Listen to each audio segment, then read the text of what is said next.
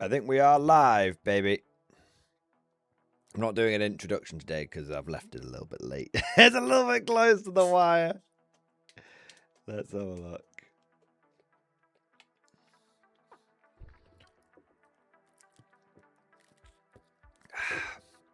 Just give a chance for people to filter in. Might as well bring the old YouTube screen up. There we are. Sack off their chat. Our chat's better. Oh, can't go full screen on it yet, but there we are.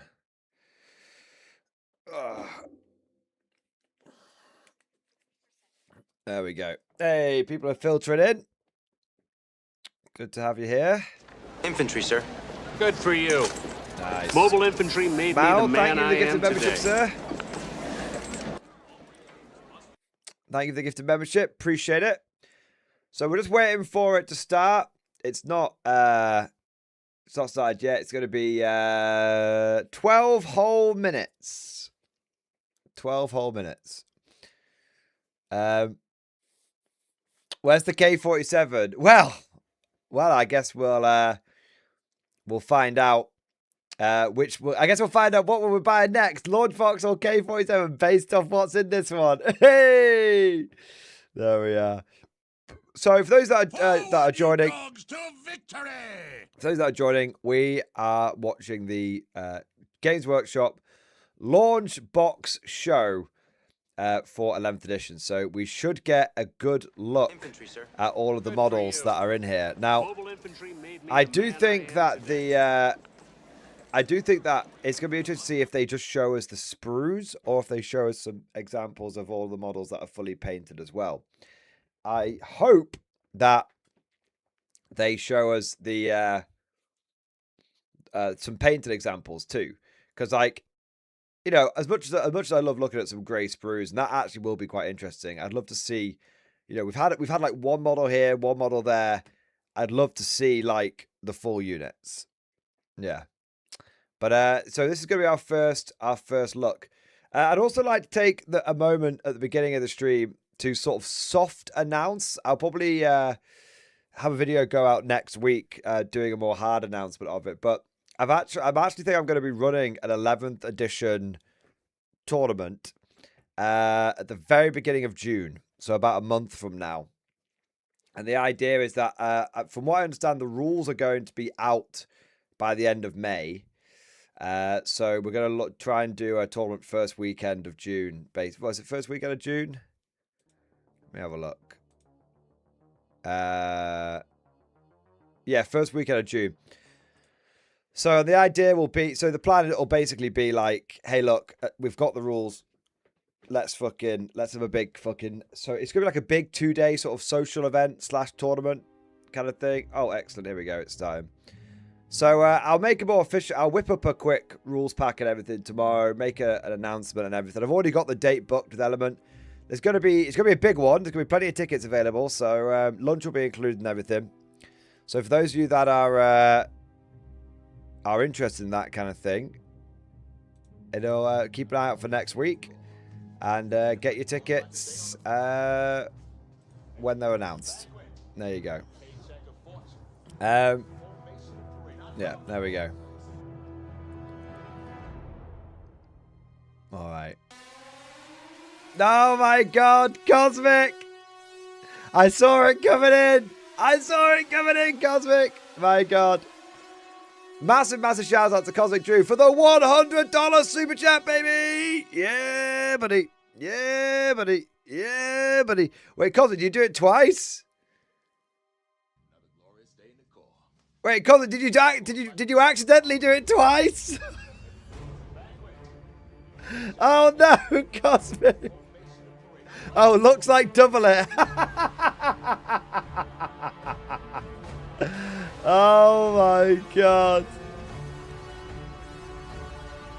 Cosmic, if you need to refund the second one, that's fine. I think you can do it via YouTube if you need to. Oh, we'll have 2 on me then. Oh, you're too kind, sir. You're too kind.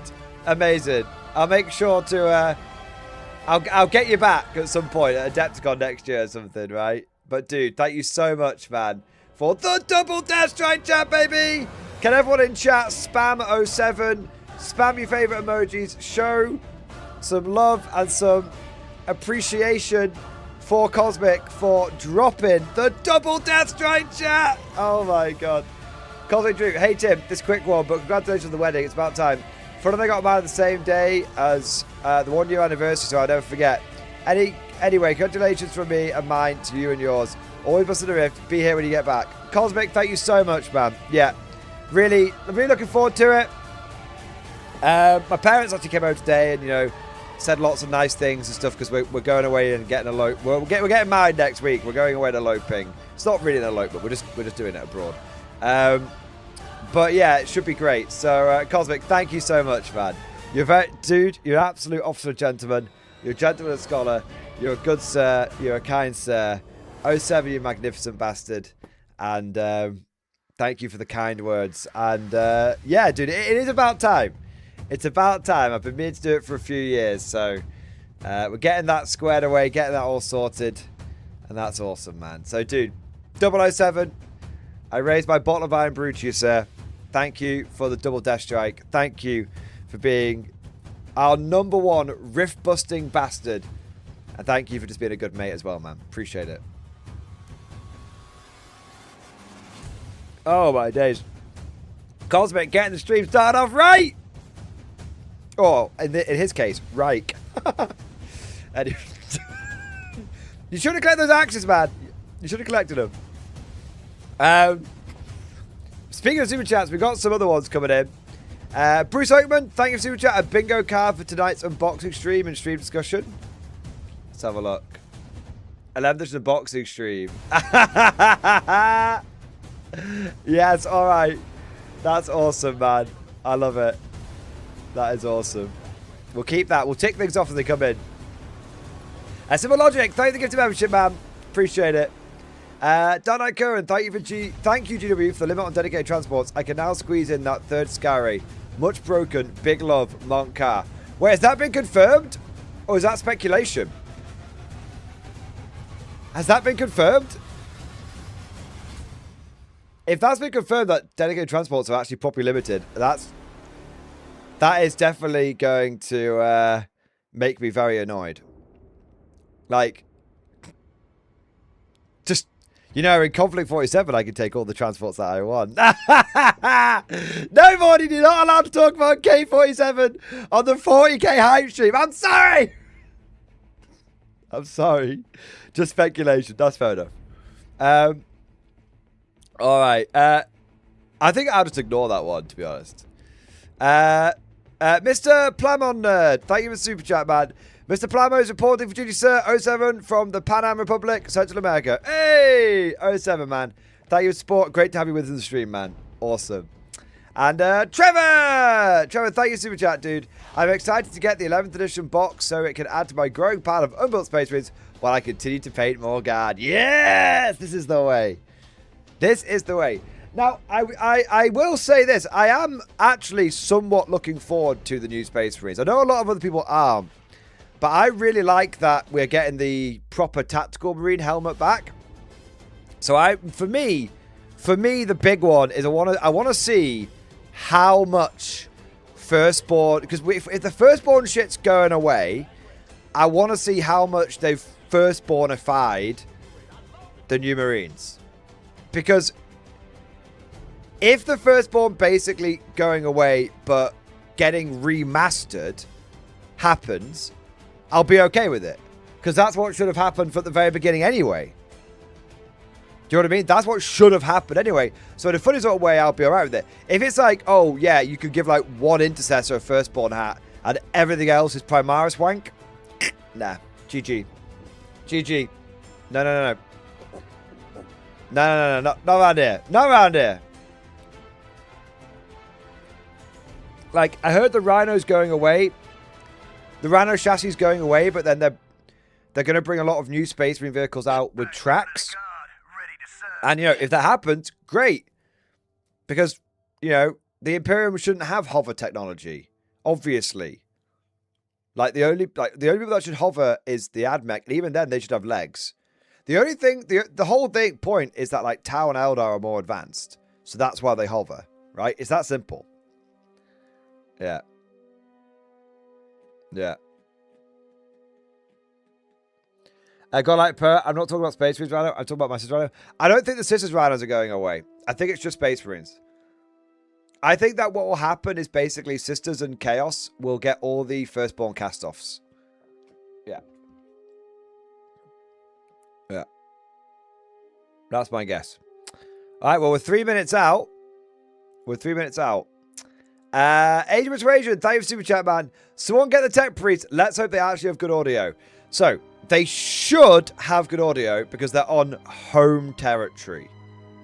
This is apparently in the far-off colonies of America, they don't have good sound technology. Right? That's been the excuse the last 2 times. If it's fucked this time, like, it is beyond unbelievable. It's beyond, yeah. Squidfist, 3 minutes out! Remember your training! And you will make it back alive! 30 seconds! God be with you! This box set is going to be like $350. I think this box set is going to be £200. Give or take a tenner. If it's 190, I'll say 190 to 210. Because Saturnine is 200. And this is the equivalent of Saturnine. If anything, Saturnine should have been cheaper because it was a sort of niche product. Make it a bit cheaper to incentivize people in. I think it's going to be 200 quid. Now, that will roughly translate to about $320. But then obviously you have to take into account the American shadow tax that GW likes to put on. So I think you could be looking at $300 to $350. I think you're looking at $300 to $350. That'd be my guess. I don't see it being any less than 300 for the Americans. Again, give or take like $10. So it might be like $290 or $285. You know what I mean? But it's going to be, I think it's going to be closer.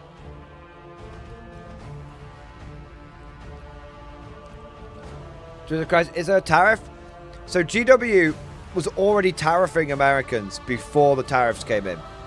You guys, if you take all the UK prices and translate them over into dollars and then compare that to what you guys are actually paying, you're paying a lot more than just this simple currency conversion. All right, here we are. It's starting. It's happening! I'll turn it up nice and loud for you guys. Backbone of the guard, ready to serve. Armageddon. I think they're just replaying the launch trailer. Its soil is worthless. Salted by the blood and sweat. Make sure we're on high enough quality. It's pretty low quality, this. But that's not on my end, guys. Look, I'm on 10. I'm on 1080 by 60, and it's really, really fuzzy. It rises from the Maybe we need. It's really. That's not me. That's how fuzzy that is. A promise. A cacophony of endings.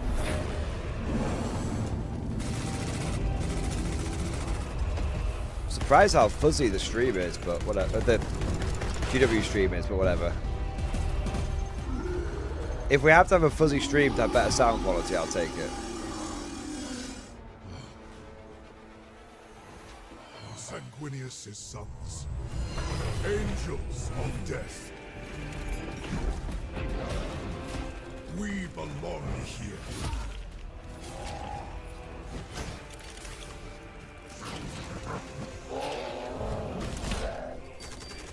Our veins burn with his wrath. Our twin hearts hammer with his rage. War is all that we know. I still think the 10th edition launch trailer was better.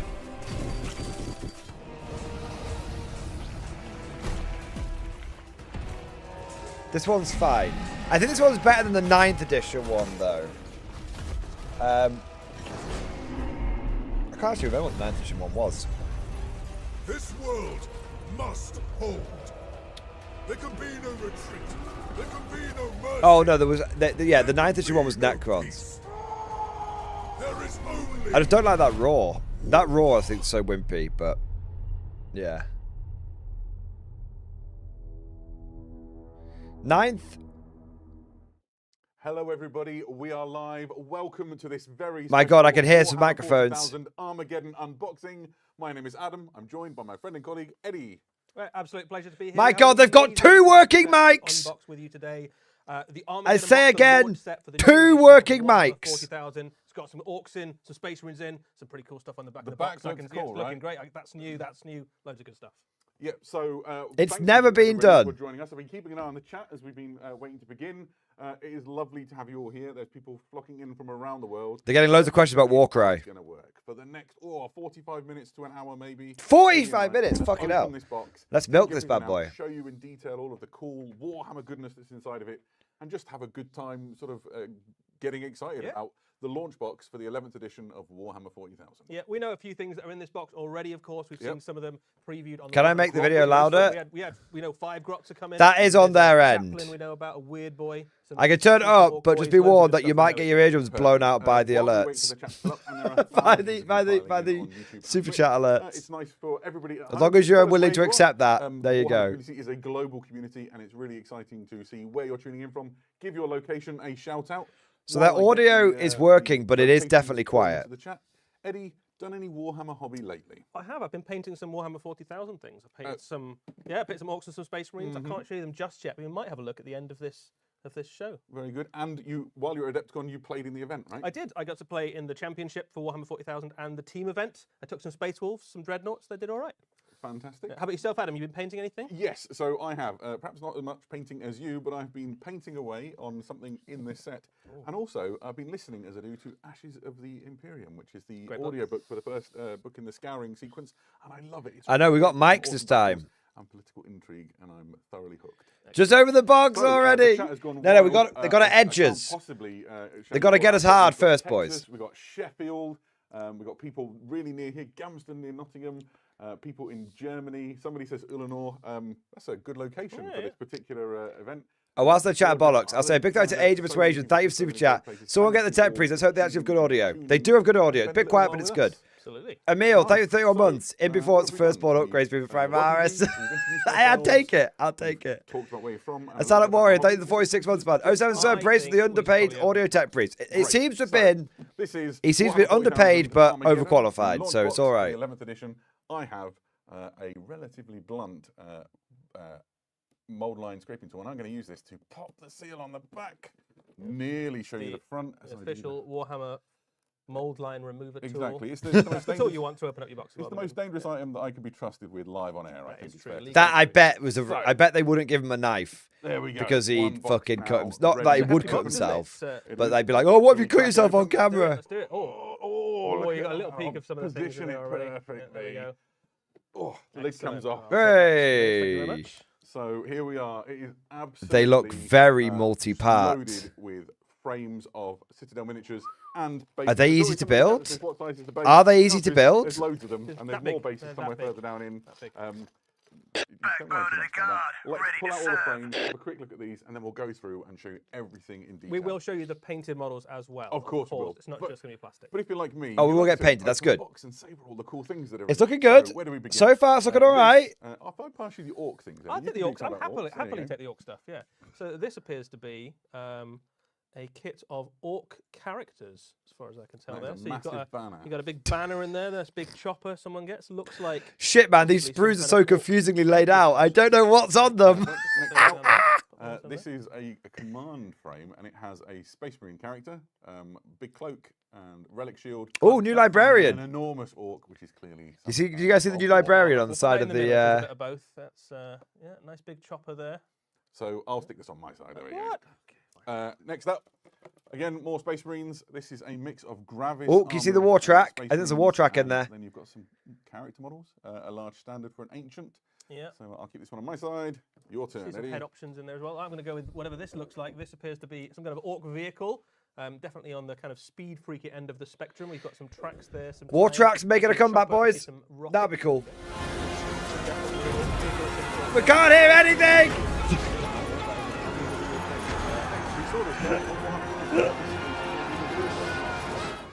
Fun Jacob. It's a me, Marco. Thank you for the 50 memberships, man. These crazy halo of wires and Very cool model. We have seen that one Thank you, already, bro. but an excellent model.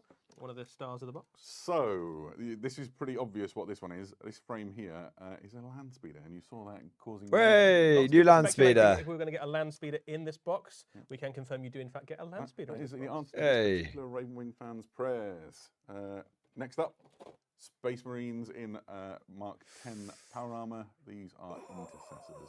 They There we look a go. bit gnarly to build, We'll show you guys. all of I don't these think in they're a lot snap more fit. detail, but we're trying to give you the full experience of what it's like to open this for yourself. They look good, but they Or look. here we Can you have- be we've imagine a already beginner seen cutting all some that of shit the out? veterans, We right? have, yeah, we've seen one of the Vanguard Perfect. veterans, and obviously they also appeared in the cinematic trailer, chopping up some kind of orc walker. Perfect. Vanguard veterans and what looks to be a Space Marine librarian. Nice.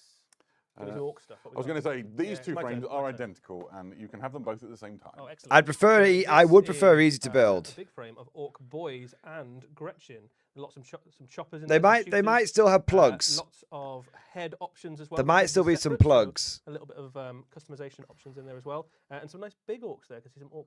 I goblins as I well. speculated. And the final frame from that Last box, a surprise to last absolutely edition, nobody, they of course, they had a that bunch. They enormous had different gun rig sprues for the in launch the, box video. versus the There's separate an enormous releases. great cannon there, and This time, I don't think they're doing that. Walker, and we'll find out more about that in a little This bit. time, for the I basic think you it's can going to have be there, you know these are who the you sprues are, you're there are getting several now races, and two of them later. belong to the Orcs, and this one belongs to the Space Marines. So if you look down inside, there is now a box within a box. Ooh. This is where all of the sort of paper components of Warhammer 40,000 That's quite nice. Armageddon live. I will crack it open. So actually, big well done to GW for that, because in the Saturnine box, they didn't do that.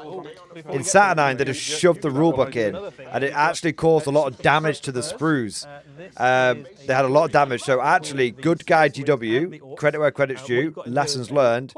They've separated that to avoid that damage happening again. Orc clans. The Space Marine chapters are all ones that are taking part in the attack on Armageddon, basically. Yeah, so the Warhammer reinforcement. Studio have done a really good job here of connecting this launch box to the events that they're depicting on Armageddon. That's so cool. you have the Ultramarines, the Blood Angels, the Hey, look, Salamanders, Blood the Angels, you got Tempests, another and the upgrades White Scars, sprue. all forces which are sort of prevalent in this Yeah, operation to reclaim Armageddon. All the ones that are kind of taking the forefront in Operation Imperator, which is the attack to reclaim Armageddon from the Orcs. You've also got some Orc clans in there as well. Crimson So Fists, I Goths, missed that. Some Evil Suns, some Bad Moons. Nice. And Oh yeah, definitely Crimson got Fist, Yeah. sick. And then some generic ones as Sick, well. so that's you can use good. Company markings and things that you can use on any chapter of Space Marines. I always get weirdly excited about the decals in sets, so that's fantastic. I've had on So, those super chat. I'll be honest, I've got a box semi. 50, Collect both still on Orcs this Fists. left Hey, center. that's cool, man. And then there we go.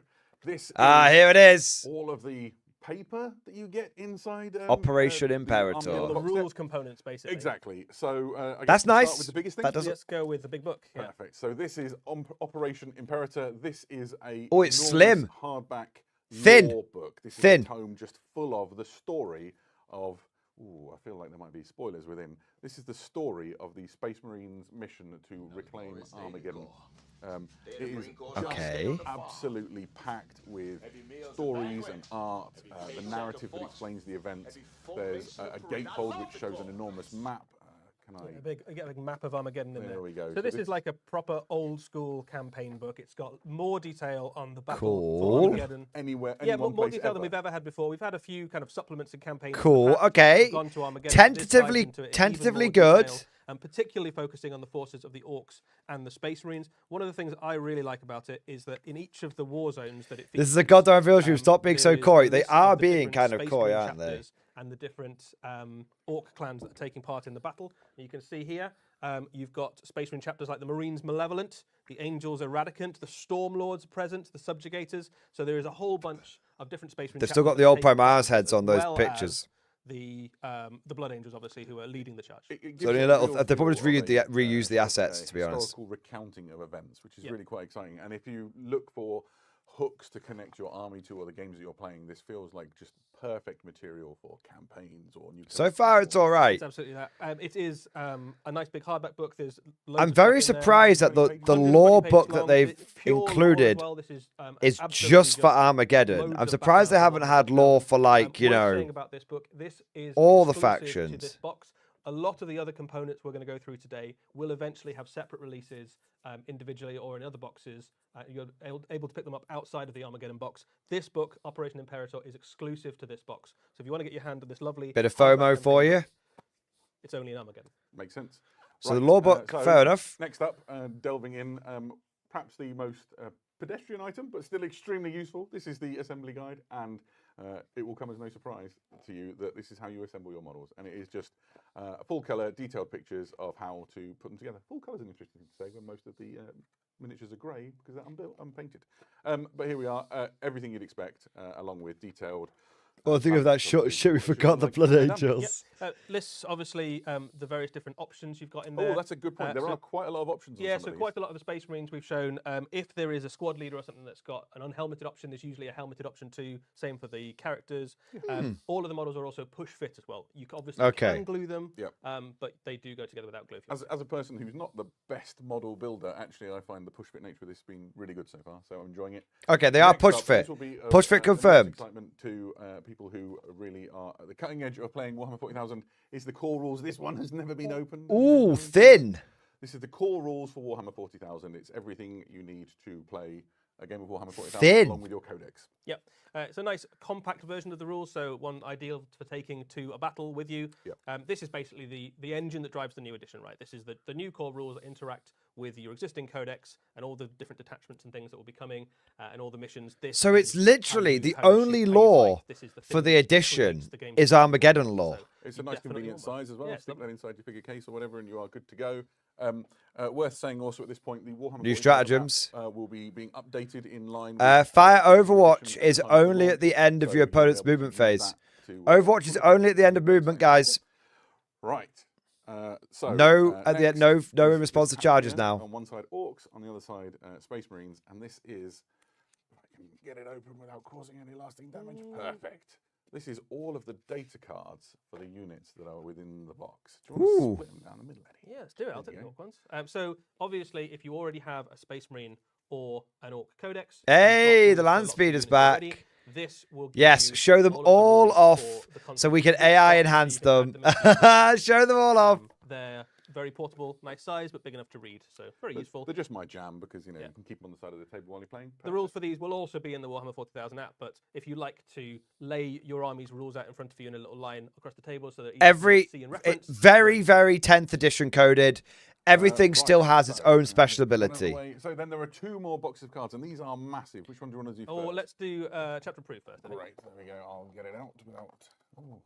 To break it. Oh, no, try not to. There we go. So, chapter approved cards. Tell us about chapter approved cards, Eddie. So, chapter approved will be a familiar concept for those of you who already play lots of games of Warhammer 40,000. This is battles like tank shot for monsters. That's good. Creating missions. It's not. I didn't like that they couldn't tank shot before because it should be fair, right? Editions.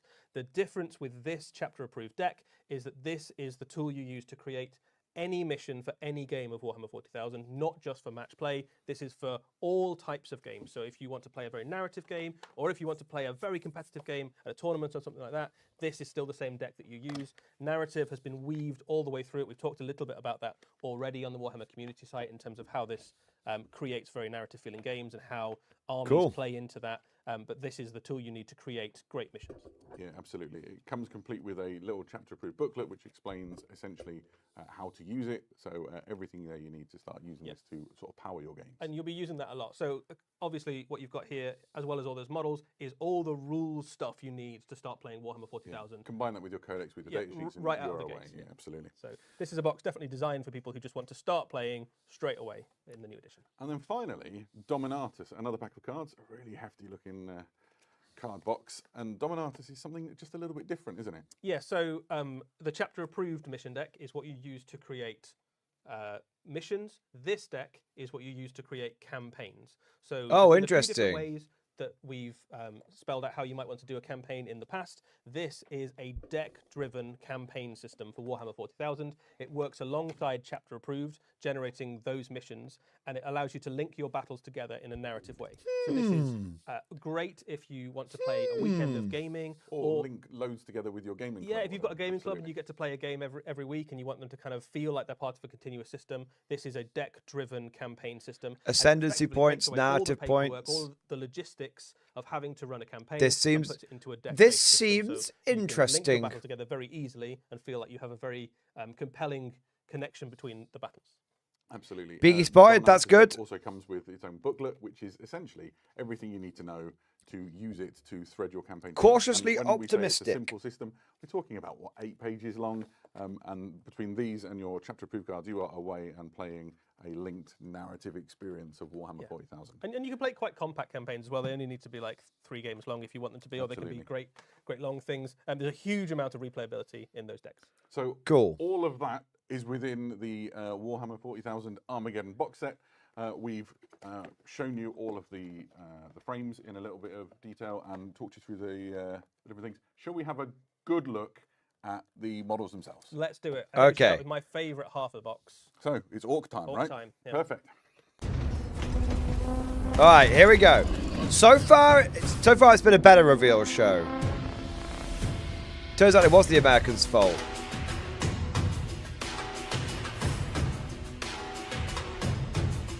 Stop showing us fucking grots!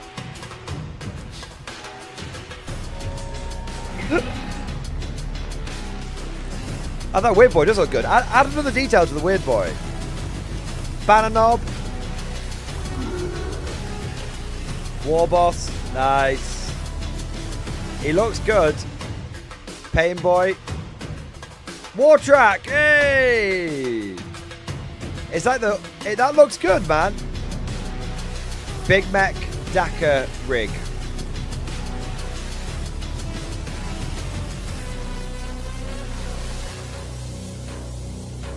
Well, so far it looks very good.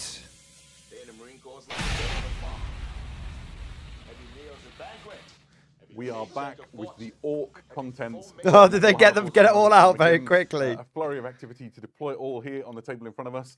This is all of the Orc models that you find inside the Armageddon. That's launch kind of box, funny. and it is awesome. So many cool things. It looks to good. talk about. We'll go through each unit. See, in turn, this is what they give should have been you, doing. Grot guys week, at home, fuck's sake. the This is a lot lowdown better. on what you're looking at. Yeah.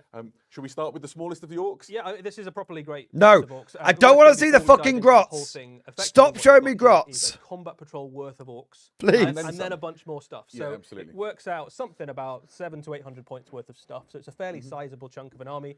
If this is 700 to your 800 first foray into points. orcs, and I think a lot of people are getting quite excited about orcs at the moment, rightly so. They're absolutely. very cool. Points I think a lot of going great up stuff going on. You've confirmed. got some That's really not a solid lot units. for There's 800 new orcs in points. the front of an existing orc army, and I've got a fairly sizable orc army at home. There are lots of very cool units in this that add new tools into the mix, so it's a great box of orcs. 20 I minutes on absolutely- grots. somebody More called grots. Darkblade in the chat was saying that the grots are a waste of plastic. They're absolutely not. Grots are essential. Grots to are every The essential. grots are a waste Yeah, of so we're starting with plastic. the lowest rung of Orc Society here. This is the Gretchen unit. We've seen some of these already. There is a unit of 10 Gretchen in the box. Gretchen are a very useful unit in Warhammer 40,000 Orc armies. You can push them forward to take objectives without worrying about And any they're of your... incredibly cheap to They're use very, as well, very cheap in absolutely. terms of points, and you can throw them away willy-nilly and not worry too much about it. In terms of the miniatures, there are some really lovely little do look good. throwbacks in this box to classic Absolutely so, yeah. Gretchen. Some of the miniatures are very reminiscent of some of the things you saw in second and third So the edition. spiked helmets there really Yeah, come into absolutely. it, don't they? And also some of the weapons are quite reminiscent of Gork and Morka era Grots. It's almost like That's it's the cool. greatest hits of sort of grots through the ages. It isn't is, yeah, they look great. I like it. It's looking So, good. Anyway, we've We're had not going to Grot dwell Week. on Grots for Exactly. too long, though. So should we Yeah, go too back many to fucking the grots. Let's go up. Let's Let's go up a look level. at the Orc boys. There are 2 units of 10 Orc Wow, boys. they do look good. You can see them here on the screen. They look fantastic. Essentially, it's You 9 heard boys me. and then a Said boss Creed. to lead them. Yeah, I so think we orcs are finally the absolute have mainstay a backbone good of an orc army. successor to the This is old a kit. brand new unit. Every model is new. The thing that we know about the new orc unit already is that orcs now come with a slugger and a chopper and a shooter. So immediately into the new edition, they are going to be great in That's the shooting, knob great for in the combat, unit, I a more think. flexible unit. They have a boss knob in each unit. The boss knobs have slightly different weapons. There's That's a cool. combi rocket on one and a custom shooter on the other. It's worth saying, one of the big requests of all players is the combi rocket and the combi shooter now have different stat lines. The combi rocket is a real Yes! rocket rather than being kind of morphine dealing thing. And the custom shooter just gets you loads of shots. The chat absolutely. Combi loves these. weapons They are fixed. really cool. Great. I mean, every single model is like a wonderful character. Combi Some of them have weapons got, like, weird fixed. Squigs hanging off the belts. There's some stick bombs in the mix. They do have the explosives keyword. So That's grenades big. Effectively, Yeah. every single one is a character. what I'd like to do is pull the knobs out of the unit for a second. Pull your and knob shoot out. them side by side, or put an orc between them, and we'll get a nice close-up, because I just think these are really impressive looking models. Yeah, the orc knobs are very Wow, large, big. models. I think they're almost as big as some of the war bosses. Yeah, we've absolutely. seen, Wow. in previous editions. They look big. And the previous fact that you've incarnations. got two such characterful looking options there is really great as well. They have So, finally these done are the a orc new boys, as I proper said orc before, boy they're kit. 22 Good. versus 10, and they're kind of like the mainstay for Yeah, your they're orc. just really good, right? They fight really well. They're tough. The thing that really makes orcs work is where you start adding characters into the units that gives them lots of cool abilities. And there's a bunch of stuff in this box that can do that. And we can have a look at a few of those. Yeah, absolutely. So next up, up here near the front, I'm moving to the front. Oh, there we go. Fantastic. Big view. boss. This is the Orcs Big Boss, which is sort of a new thing inside the Orc force composition, right? Yeah, We've had so these in at the fantasy for moment in ages. your orc armies, It's good you to see have him your in. War boss, but then underneath him, you haven't really got any other characters that fill in the sort of boss level role. So the big boss is basically like a war boss in waiting. He's the next level down on the rung. He is the enforcer of the war boss's will across That's the good. rest of your army. And he is he's a brawler. He's kind of hoping that the war boss might not make it through the battle. As Yeah, well, if maybe. the war boss gets on the wrong end of a power fist or something, he has to step up to take the war boss's place. He wouldn't be too sad about it. But in game terms, he is a really useful little piece because you put him in amongst either your boys or your knobs, something like that, and he makes the unit hit harder. He himself is a wrecking machine in combat, but he gives the whole unit +1 to charge and also sustained hits. So you can imagine that on a big unit of boys or a big unit of knobs or something, charging into an enemy unit is going to make an absolute mess. Somebody So said, many "Is he smaller than attacks. The orc boys, and the answer is no. He's an absolute unit. He is. Let me stick an orc boy alongside this guy, and you'll get a sense. He's a big boy. He stands a little bit taller than the knob leaders in each of those boys' units. Yeah, absolutely. So next up, if we've had the big boss, we should do the guy on your side, Eddie, which is the banner knob. Yeah, Here we go. another one of the leader units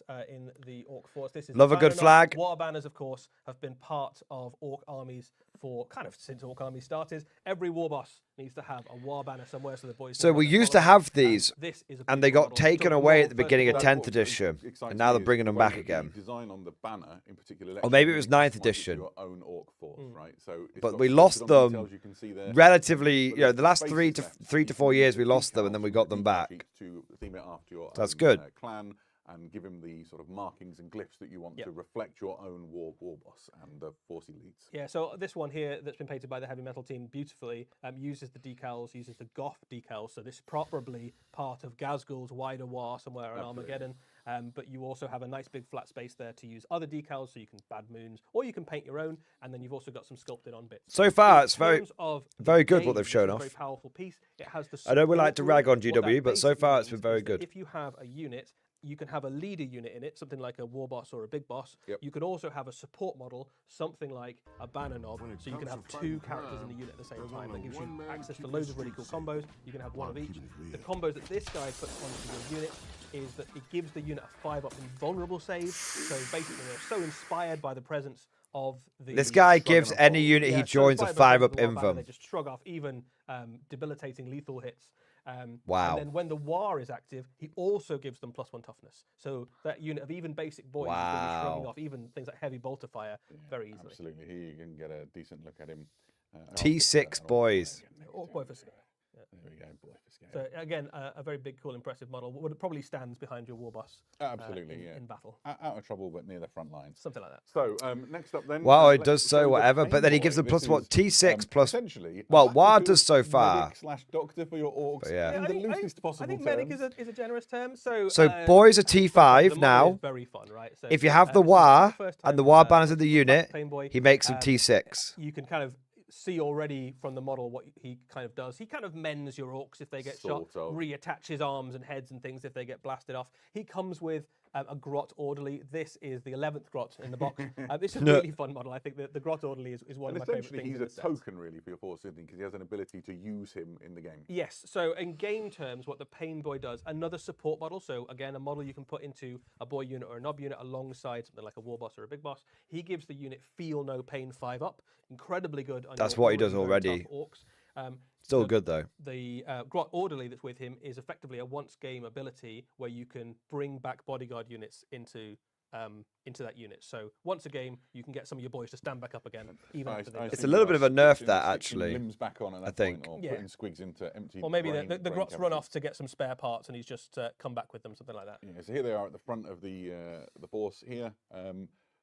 Should we do orc for scale? Yeah, We've done it he's every about other the same time. size as the boy, maybe a little bit bigger. But than an he's orc not boy. there for his bulk. He's there for his thinky know whats. Yeah, he's also got a kind of Urti syringe, which is actually fairly solid in combat. It's only got one attack, but it does have anti-infantry and precision, which is pretty solid. So That's not bad. So you pick on every now and again, you will kill something very valuable. Nice. So next up, and we've seen this guy already on WarhammerCommunity.com, but this is the Weird Boy, a really incredible looking miniature. It's so We should add more reminiscent of details to the artwork Weird that Boy. we've seen, Yeah. and We should add embodies the more orc detail to the noir Weird Boy. energy No, that the Blood Boy Angels, the Blood Angels. Yeah, we've already seen this guy. We also saw him in the cinematic trailer. He does exactly what you'd hope a Weird Boy does. The model is great. In game terms, he has the jump, which allows you to pick up one of your orc Stop units spamming chat. through the power of the orc gods. He also can blast enemy units with psychic energy, and that becomes more powerful the more orcs are around him as well. That's kind of how they've always worked. They carry on working that way. The difference now is What have we got here? Plastic model. And there you see him at the front. I've done it with every other one. So orc for scale. There we go. Him stood next to a boy. He's got a heroic rock to stand on. But even so, Got some super chats here. cool, Ms. Lucky, don't have no anything to say, so have the a last Heineken of on the me. sort of Thank you, man. infantry Appreciate it. things in this force is, of course, the leader of the orc throng.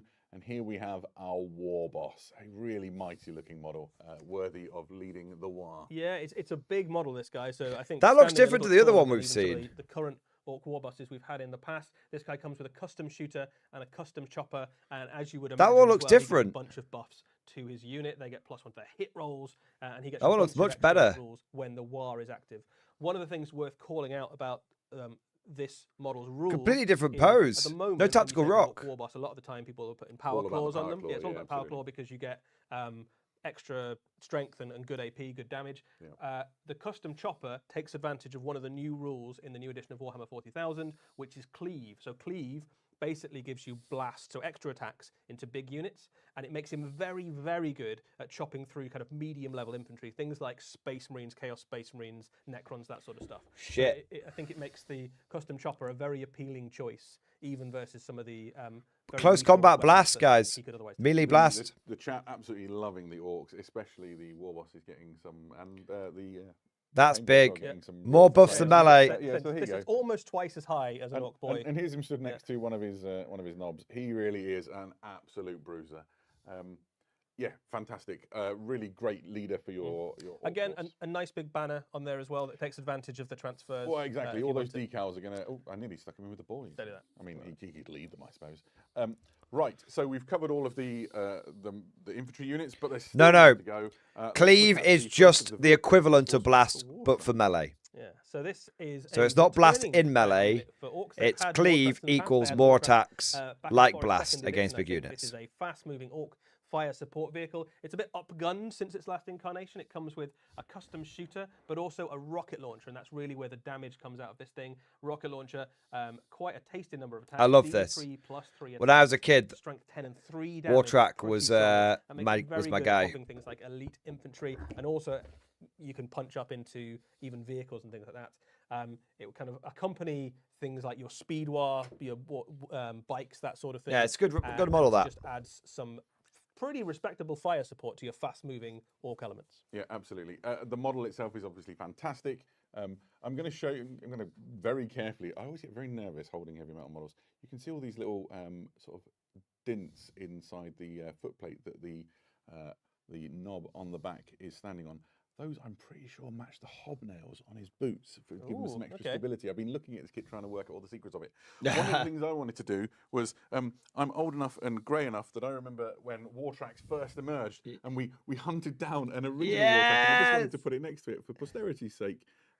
Because it's like, I remember The one on the seeing right the looks original War better. Track come out and thinking it was just the bee's knees and super cool. The And one it's on the still right looks better. absolutely charming. But the new one is such a lot. It really does show the way that GW, I'm sorry. team in the Warhammer British have just evolved their skill set and the technology available to them to make incredible miniatures. And this war track. Give me the one on the right. Give me the one on the It's right. not the centerpiece It's of not, the Orc no. throng, however. I'm going to carefully put it to the back. The biggest thing, the biggest Coat gun, Mordian. absolutely the big neck Dakarig. So this does exactly what you would think it does by looking at it. It Absolutely. is an Orc mech's prized possession. It is an enormous walking cannon piloted by a big mech. You saw it in the cinematic trailer, blasting things out of the sky and blasting It through looks Space good. Marine forces. It has a formidable amount of firepower in the game. It's got a blitz cannon and a set of rocket launchers. The blitz cannon kicks out a whole bunch of shots. It's got heavy and sustained ones, so surprisingly accurate for an Orc shooting unit. It also not with gets Math 1 extra ballistic skill. shots when it shoots into smaller enemy units, so anything that's not a monster or a vehicle, you get a bunch of extra shots. The rocket launchers underneath it as well also get some fairly respectable firepower too, and then the whole thing is on a very durable frame because the big mech has also brought along a force field, basically. Yeah. So on his cool. back, you can see it here in this picture, he has his force field projector to protect him. The model is just replete with details that are worth talking about. I love all the cabling that hangs underneath it, the sort of ramshackled nature of the Orcs. Yeah. I'm going to spin it carefully around and show you my favourite weird feature, which is the absolute Orky indifference to health and safety. He's literally flanked either side of him with these enormous Prometheum tanks, which are totally exposed to enemy fire. When I saw those. Red bits. Like, he is absolutely. It's a good model. Oh, you haven't considered the no-watts of the force field, though. That's what the force field is for. So. Well, I guess so, and it better work because otherwise he's in trouble. This is firepower on legs, and I absolutely love it. It's a I've good model. Bought some props in. Somebody in the chat has called me out and said that that's not the original war track, by the way. And you're right. That is a Gorka Morka era war Couldn't track. find the original one. If you imagine, the Warhammer archive is like going into something from like a spy movie and looking through thousands of models on shelves. And I found the first really old war track I could and used that. So fair play, good eyes. You score 1 nerd point. Here we see some other Orc walkers. So we have a Killer Can, a Death Dread, and they're stood next to It's the, big, yeah. the Dakarig. Gives you a sense of its place within the sort of It is big. walking things pantheon. Absolutely. You could imagine that the Dakarig works perfectly well alongside any Orc army marching alongside your boys, but it fits in very nicely if you have a Dread War, if you've got lots of Death Dreads, lots of Killer Cans. You can imagine if you have an Orc mech who particularly likes building dreadnoughts, that he would want to Actung Nate, cards and data cards are a waste of time to pad out perceived value. They're out of date within a matter of weeks. I mean, they're going to be out of date very quickly if 10th edition launched anything to go by. They're still cool though. The concept is cool. The physical cards I don't care about, but the concept is cool. In this set, I'll keep a few of these to the side so that when we show you the Space Marine half of things, I can do some size comparisons with other things in the kit. Let's have a look now at my favourite half of the Armageddon box set, the Space Marines. All right, let's have a look. I think this is the bit that most people are going to be very excited for. Don't get me wrong, Orc fans. Oh, there's some Vanguard veterans with... Oh, no, we already knew they had some good hats. Okay, they look a bit more detailed. Eradicator squad with heavy bolters. Okay. Captain with relic shield. That looks pretty good. Intercessors. Librarian looks good.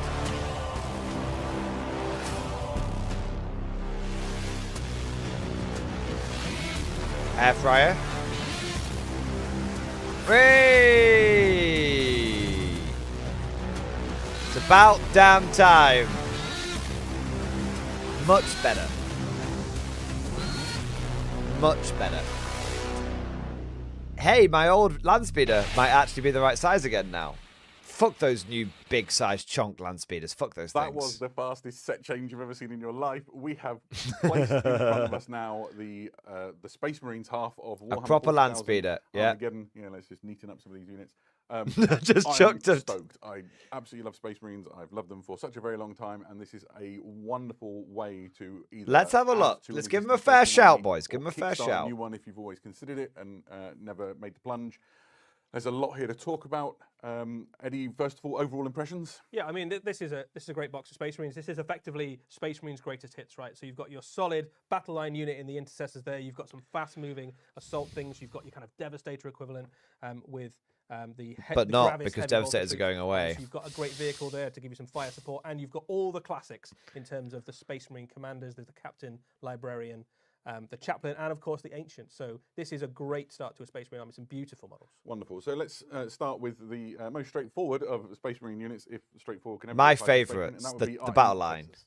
Yeah, so this is the Intercessor There's Squad only Chain like army. one This is guy the with a Melvin different Lodge. head. The key difference really with this box is the difference and the inclusion of some older armor marks and some older bits into the kit as well, but lots of returning features. So Lots you've more got purity Space Marine seals, Autospec that's there, good. All of the touches you'd expect, like the purity seals and the They do look better. They've got a bit more like, look, they've got things hanging off the belts and stuff. They do look a little bit better than the original Intercessors. He has his Purity Seal parchment wrapped around his bolt rifle. underslung grenade there as well. Sort of the combination of the They old do look a school little with the bit- new school as the Primaris thing. Oh, So different integrating chest more plate on into that the, guy. Space Marine chapters, and you're seeing more of those classic Space Marine elements being added into the armor. The relic box there, for example. I love Intercessors. I have 30 of them inside my Dark Angels army already. These will just find a home alongside their battle brothers. I do think they look better than the original Intercessors. One thing to note there on the They side, do you look can a lot see less just on his tactical. waist, there is the Armageddon campaign badge. That is a recurring feature across lots of the models in this set. And on the decal sheet. And as on well, the actually. decal sheet, this basically the Space Marines that take part in the Armageddon They do look campaign better. are allowed to wear this badge. Other than that badge, noting them as part of the Force retaking They Armageddon. look a lot the less models tactical in and this a set lot more like are Space Marines. chapter agnostic, so you can paint them as any chapter that you like. So, Adam, you've already talked about your Dark Angels. I'm eyeing up Like, some of these straight for away my you can Space just tell. Force. Also All the little so- bits hanging off them, boys. Yeah, All the so, different little I saw a shoulder. question pop The up in the fact chat that the said, are armor the is shoulder mixed pads marks. attached That to was a arms? big Yes, thing, they like, are. about There's no power armor. Sculpted detail If that's these had delineated come to a out particular chapter, so 10 years you can ago, use any decal I think wherever Primaris would have you been want. much more accepted. But these If are these had just pushing come limits, out as so, true scale as you'd Marines. expect from if you've ever done like an easier to build kit before, Yep. these are the ones which, for my money, is perfect because I like getting my models built as quickly as possible and then putting bits and pieces on look, them and then using them. They're definitely those in the are right your direction. There Intercessors. might be Got a few more options, old it's worth helmets. saying. So, That's like, right. some of the heads are separate on the majority of these. Yeah, they sort of have those sort of guide pegs, but snip those off and you can change Yeah, the you posing could or quite happily whatever. swap the heads There are a around with few these. options with the Sergeant, I think. The Sergeant, you have an armored head. Basically, I think every Space Marine that has an unhelmeted head in the set, if you don't want to paint faces because you want to paint them faster, like I do, Or you just care about not getting shot in the face. that's true. You can. There's a helmeted head in there as well. It also makes it very easy if you want to add in some flavorful pieces as well. If you've got some spare Black Templar bits or Space Wolf bits, you can That's throw what them I've been doing on the slide. Perfect. Right, so that is. So the, maybe not too Intercessors. many Next firstborn unit up bits, then, we should look at. but these are. I think you've got shoulder pads, For me. These are the the occasional Space shoulder Marine pad, the Eradicators occasional from chest the piece, and the front line occasional football helmet you can see on the difference. screen. Yeah, so Space Marine Eradicators, we've seen Eradicators with multi-melters before. This is the kind of opposite end of the spectrum in terms of things you That might want to Eradicator build. had a These are firstborn helmet. Eradicators with heavy bolters. They are in Space Marines in Gravis armor. Gravis armor, of course, very durable. Each one of these. So they've three not wounds, decided to get rid of the toughness Gravis. 6, so they Look, take some killing. the guy on the In right terms there of has what got they the do for you firstborn in the game, helmet they are with very, the very good at eradicated killing lots of bits on the enemies side. You know what heavy bolters And the do. one on the left, These where my guys have face an is, has got the extra Primaris extra helmet little with the trick, things on the which side. is So if you target an enemy unit that's not a monster or a vehicle, they get blast. Now that basically it's overlapping detonations. They just absolutely flood a region of the battlefield with heavy bolter shots, and it means that they are incredibly good into big units of enemies. Heavy like bolters with orcs. blast. If you've got Oh 3 of my them God. and you're firing into a mob of 20 orcs, you'd get an extra 12 shots You'd be from hitting those. 21 shots at that point. So you get 19. So you get Oh, 3 shots each yep, for the right. heavy bolters. Yep. They also have heavy, so you could be hitting on 2s if you wanted to. And they've also got sustained hits. So you can imagine the amount of firepower this unit could land in terms of hits into a big unit of enemy infantry is absolutely horrifying. So you imagine a few units of these and you could just remove an enemy horde army fairly quickly in a few shooting phases. So I here think they we're are, going to kind of be at in the a front. mech I mean, guard we've meta, seen guys. I Gravis don't think blob guard's going to be doing much. before, but they are bigger boys than the. They look good. Not much taller, but wider. Yeah, I actually quite like. I actually have to say I quite like them. Stopping bullets and I mean, I love a good heavy guns. bolter. Yeah, I really like A these. few things to call out about the kit. Obviously, you have a unhelmeted head there. There's an option in the box for the sergeant to have a helmet. I really like the Mark 7 helmet? it's a Mark 7 helmet you get in the box, yeah. I really like the front of the heavy bolters. There was a nice big shield plate on there to add in detail.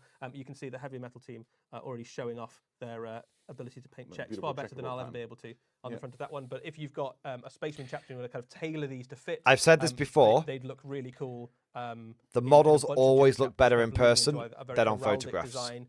How much better do these look? Individual models on a white background, nothing going on, look shite. So that These actually grouped up together look a lot better, much better. Components around the and I actually, even with my, even when I was lambasting a lot at up to the lead up to 11th, I always maintained that stance of that, and I always maintained that caveat.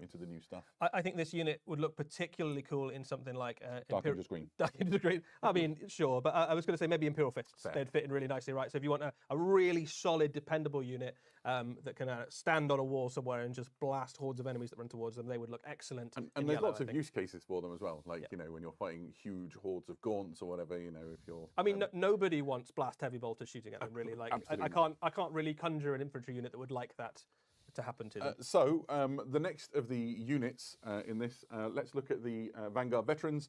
We've seen a Vanguard veteran already this week. We've seen one Vanguard veteran, but this is the whole So squad. Games Workshop, I think, decided to show off the least detailed Vanguard veteran. Fuck's sake, guys! This is the whole unit. Look how much better! Look how much better the other Vanguard veterans look. They do what Stern Guard did for intercessors for your assault. Fuck's sake, GW! The hardest hitting assault. They showed off the worst one. Every single one of them comes with a master-crafted. The rest of power these look pistol. great. They have heavy bolt pistols. In addition to I like the guy with the they big. Get lethal hits when they charge. I like the guy with the big so sword. The master-crafted power weapons make them very good going into. They fucking hustled us. Elite infantry. Yeah. Because they get lethal hits when they charge, they can even Literally the worst detailed word with the fucking stupid loincloth one they showed off. A jump pack chaplain. Exactly. Look at that. Look, GW. He still is the worst looking one. Look at him next to this. He's still obviously the worst looking one. Look at this motherfucker with his like knobbly knees. They move forward. Really literally, they showed off the worst one. That we associate Fuck's sake, guys. Equipped troops. That's a fantastic posing if you're a Black Templars or a Dark Angels fan. This one clutching his sword in sort of two hands. It's fine. I'll forgive you, GW. But you did show off the worst one. The rocks are all sort of Armageddon themed. So Armageddon's got this sort of like very jagged wasteland landscape sort of vibe to it. So all of the rocks that all the characters are standing on kind of fits into that, and there's loads of that depicted in the artwork. You think it's a great drama? Armageddon. I don't know. I don't think so. GW, I think excellent. If you ever speak to anyone who's ever worked inside Games Workshop, they hate negative drama. They hate anyone. They've actually got very fragile sort of egos around this kind of stuff. Is going to get a real kick out of those. You can imagine bounding alongside White Scar's vehicles and bikes and things, couldn't you? Next up, then, let's look at some of the heroes. The rocks are Armageddon themed. Let's start with the Ancient. I'm a big fan of banners. I think that's a bit of a meme. They're just fucking jagged rocks, guys. I'm going to call out the fact that the banner has got loads of sculpted detail on it, and this is an Armageddon campaign banner. The spaceman chapters that turn up to fight on Armageddon as part of Operation Imperator have been issued or made, I suppose, these banners that show their commitment to the cause. So a lot of this detail is sculpted on the orc skulls inside the flame, the word Armageddon inside that scroll, the Aquila holding that circle. It's all sculpted detail, which will make it very easy for you to get that fantastic sort of paint job on it. The center of that circle is clear, as is the center of the star. So you can put a transfer on it. Markings on. Yeah. So here you can see Blood Angels and a 5th Company marking, but you could equally imagine it showing your Black Templars Crusade or whatever the chapter that you're going for. Yeah, so loads of already sculpted detail and the opportunity to add touches onto it. I think this is really cool. I love the fact that this is. I actually think to the banners in general are very cool. Loads of space chapters have taken part in the Armageddon War. So loads I think even from the first Ancient that we got like back in 8th edition, they've always done a good job with the Ancients. Head options in there. There's the sometimes they're a bit more stoic, sometimes they're a bit more active like this, but I can't actually remember a bad Space Marine Ancient. I think the flag does a lot of heavy lifting, don't get me wrong, but I can't actually remember a bad one. Yeah, a very, very cool cool banner, and fairly easy to paint because it's all sculpted detail as well. Yeah. The skulls, they're so, orc you can see skulls, at the front, guys. It's them fantastic. burning the Of orc course, useful in skulls. the game, obviously, Little weird, I know, but but they're probably meant to look like one of orc the skulls, like, I think. Yeah, he as looks many great. banners as I can get in my force. In game terms, he increases the objective control of the unit that he joins, and he also personally gets a 4 at feel no pain when he's on an objective. I think it's So a Heroic last yeah, stand. a so, I mean, recognition of best all the Space Marine orcs they're artwork gonna has got kill. a banner bearer standing on I an don't know. objective with I five did dead think the enemies same and thing and right, thought, so, wow, those are like the absolutely skulls I used to have on the crunches that when shields you put him of on my the old field. common And goblins if in you've got Warhammer Space Marine Fantasy. Company, you've got to have a banner, right? Otherwise- At least one. So At from least one the banner, ancient, yeah. Let's go to the librarian. So librarians. I think this is a obviously good are the pose. Psychic weapon and protection. For the Who was the? this Was one it? in, Primaris armor. was it Actually, one of the Tigarius? first things I want to call out is the way that they've used the Reminds me of surface detail Tigarius. this model I to think that's how you used to say his sort of name. People used to call him inlay Tiggy for intricate short. Sort of runes and patterns and things to really lean into Tigarius? the sort of mystical and slightly Yeah. eldritch nature of the. It's a good. librarian. It's a Yeah, reminiscent so we of saw that this guy's for the first pose, time right? On the Terminator librarian Yeah, that came out, he had a similar sort of thing, but the Yeah. size of the Primaris Primaris model Tigarius. basically has allowed the sculpting team to Pritargius. add lots of extra kind of esoteric details. And you can see there on his leg. You can just paint it as broad as you want, Prigarius. make It's it glow, Prigarius. Really lovely opportunities to show off your painting skills if you want to do. And this is exactly the sort of model where you'd want to have the chance to show So I off. basically have, I think, one of every librarian, and one of the things that's really interesting is this echoes quite closely another Space Marine librarian. Primmy that was made Tiggy. fantastic a while back. But this is kind of like his glow up. No audio issues. It's actually good. Crossed the Rubicon Oh, but yeah, that's a good idea. Primmy Tiggy. A nice thing about this is that he actually squares up in a really cool way with the orc weird boy. We were talking about this before we came on air. Oh, that's kind of See cool. if I can capture it. But essentially, if you look here, the rock formation that he stood on is like blasting forwards as if it's sort of being moved by the psychic energy. And then the orc weird boy on the other side, it's like you can almost see the sort of unseen psychic power blasting forward. Yeah, so there's two sets of the characters in this box that are designed effectively to be a duel. So a lot of people who buy this box will buy it because they want a Space Marine army or Orc army and put it on the battlefield. But there are people who just want to paint really Cool awesome models, models, yeah, right? absolutely. And if you want to paint a diorama, this is a really cool one to kind of put together. The base is already sort of built in for you. It's a really cool. Forward, you dogs, to victory! Dynamism of the psychic powers is already evident in the way that they're posed. Somebody in the chat says he's a blood angel. Why can't we have a red armored one? And the answer for that is that all librarians pretty much are painted in blue armor because the librarians all wear blue armor, much like chaplains typically. Yeah, there's a couple of Blood Angels librarians. I think Mephiston obviously doesn't play by Mephiston the is rule. He writes his own rules. Yeah, absolutely. He writes his own rules. But all the rest of the Blood Angels librarians, since I think there were Blood Angels librarians, have always been blue. Yep. That's Yeah. true. I think. Yeah, would, you stupid not fucking start chat. Particularly nicely. I think they could make an excellent. Tourist and maid chat. Yeah. So what's next? So the chaplain, the star of the cinematic trailer, without a doubt, absolutely lays waste to so many orcs. Is this incredible Space Marines chaplain with jump pack? You were telling me before. It's a good model. You really feel like he keys into a Blood Angels theme, weren't you? Yeah, so all the models in this box set, all the Space Marines you can paint as any chapter, but I think there is something very Blood Angels about a chaplain with a jump pack. That is one of the iconic units of the Blood Angels. Lots of your Blood Angel units have jump packs. It's a good unit. The way they like to fight. So having jump pack chaplains leading those, giving them extra bonuses is very useful. He looks very Blood Angel. Best model, yeah. Perfectly at home in the dark. They put all the effort into the chaplain. In game terms, this is a very powerful piece. Obviously, chaplain's very good in close combat. The jump pack makes him get to close combat faster. That's only a good thing. He gives you the +1 to wounds, so that's excellent on something like the Vanguard veterans. Also excellent on assault intercessors, something like that. This guy also does mortal wounds to enemy units in combat. So as well as making the unit better and having a very scary combat stat line, he also does a bunch of extra mortal wounds. So he's just a very scary thing to come barreling towards you alongside 5 or 10 Space Marines with jump packs. Any Space Marine chapter is going to be glad to have him. There was a question in the chat saying, does the librarian come with a helmeted option? He does. Yes, he does. He looks a very cool helmeted option. I always worry it would interfere with my psychic powers. It has it has a psychic hood built into the helmet. I don't know if we have a picture of that, unfortunately, but there is I could rummage and try and find it on the frame. There we go. I'm not sure that the camera is going to be able to capture it in quite all of its glory, but you just have to trust me. It's a tiny little component on this frame. It has a psychic hood built in. But there we go. A tilly little full psychic inlays and stuff so that he can focus his. Well, it's there. Look. On the enemy. It's not so bad. In game terms, the librarian, we talk about him, but It's clean. It's all right. The little box is addition all to right. Space Marine Army. He gives you some feel no pain against psychic attacks, and he also gives you an invulnerable save for the unit he joins. So he makes your intercessors very durable. I do live in fear as I move the models around doing this of damaging an heavy metal model. If They you're will watching hunt you Heavy Metal down Team, if you knock them over. It's done with love. Yeah. Right, so the last of the character models in this selection is, of course, the Space Marine Captain. What a model. This is obviously the leader He of the looks force. so good. Here he is with Relic Sword and Relic Shield, and just replete with all of the detail that you'd expect to see for a leader of the Adeptus Astartes, including that Armageddon campaign badge hanging from his belt. I think this model is just awesome, right? Like, this is a really, really excellent space. But I think this one might be the best yet. There are so many lovely details. I like Lots this of one really because cool he heraldic looks like he opportunities to looks use like a fantastic proper colour scheme. Space This model. model There's you might nothing have tactical recognised about as this. The character that you see on the front of the Armageddon box. He's the guy standing. I haven't got it on low, guys. Look, the volume is as high as it'll go. And you can see Look. that the color scheme on this model matches exactly what you see on the front of that box, which is really cool. There's some options in this kit as well. I think we'll talk about the head options in a second.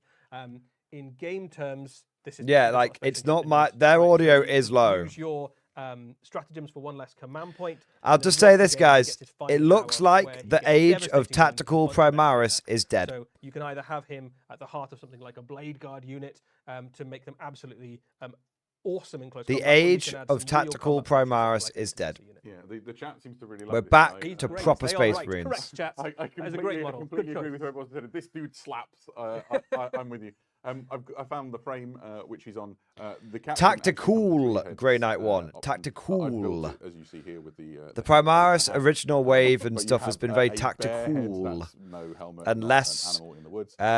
You also have this sort of Mark 7 helmet with the Laurels of Victory on warrior it, and then you monk. have another helmet which is And we're getting a Mark lot 10 more helmet warrior with monk a stuff crest back. running front to back. So particularly good for things like maybe Ultramarines and their successors would be What's really nice about the captain, I think, is because everybody wants their captain to kind of unique and embody the represent chapter them, yeah.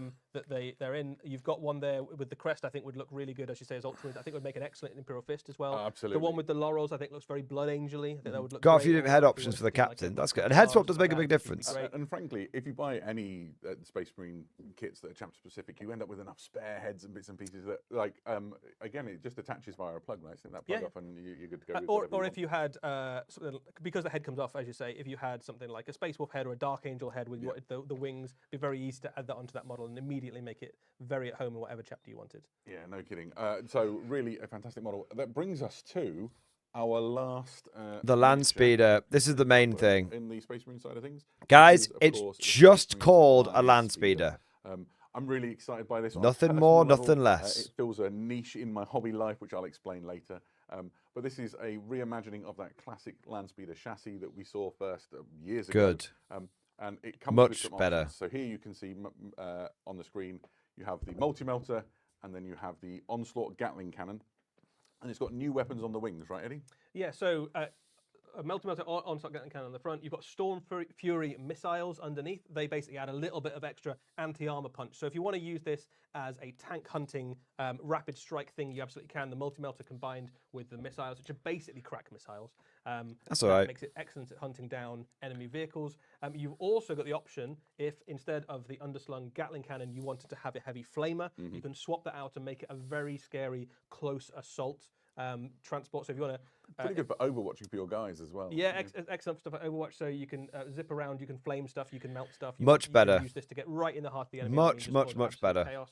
It's also got a very cool little special rule, which is called Purgation Run. And basically what that allows you to do is after you've shot in your shooting phase, you can move this thing d6 inches. Now, Yeah. if you play Warhammer 40,000 already, you'll know that that is going to be an incredibly useful ability because you can use it to do things like hop out from behind cover. shoot an Hippogriff enemy, just and then got hop back upstaged. safely, or you can use it to do things like move forward, kill an enemy unit with your Gatling cannon or multi-melter or flamers, and then move on and take their objectives. So that's a really useful little ability.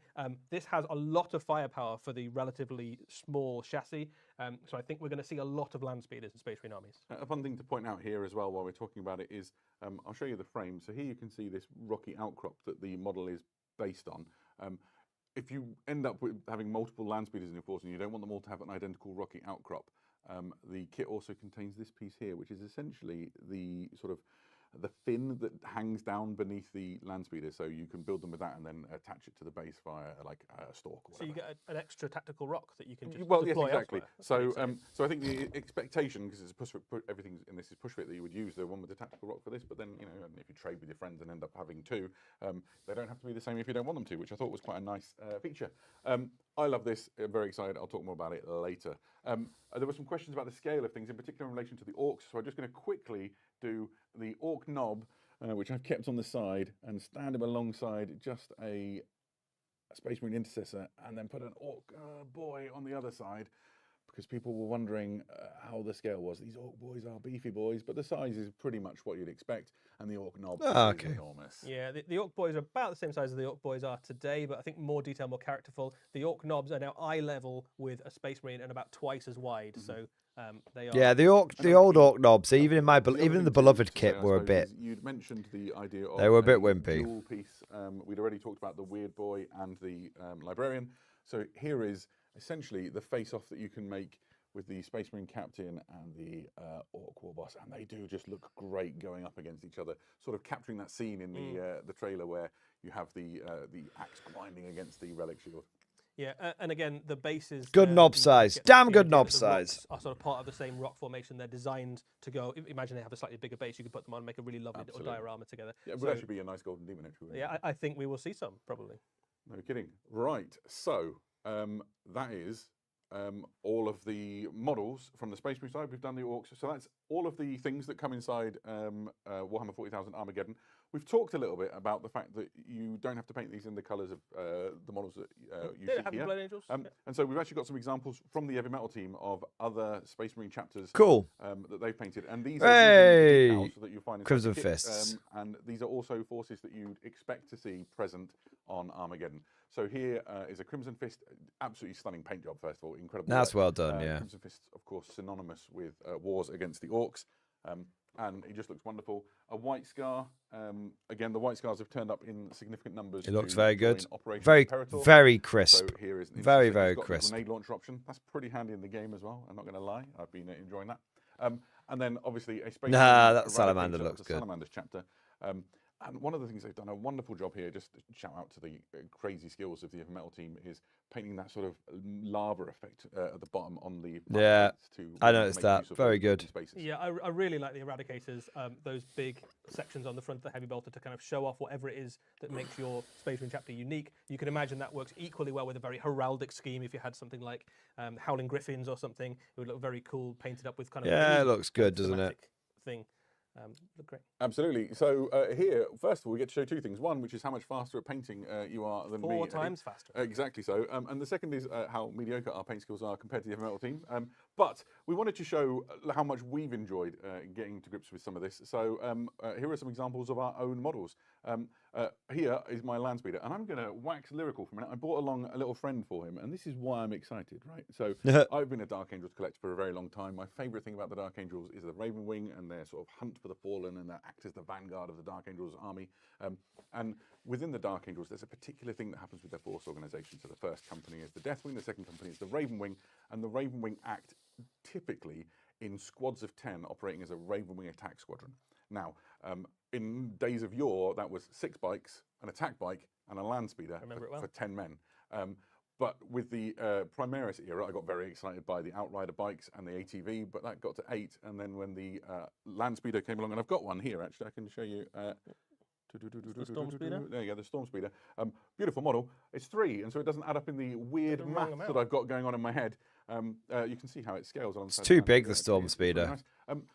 Look how much better the Land Speeder looks than the Storm Speeder. Perfect, magic 10 that I seek with my Dark Angels. Storm Speeders are just too big.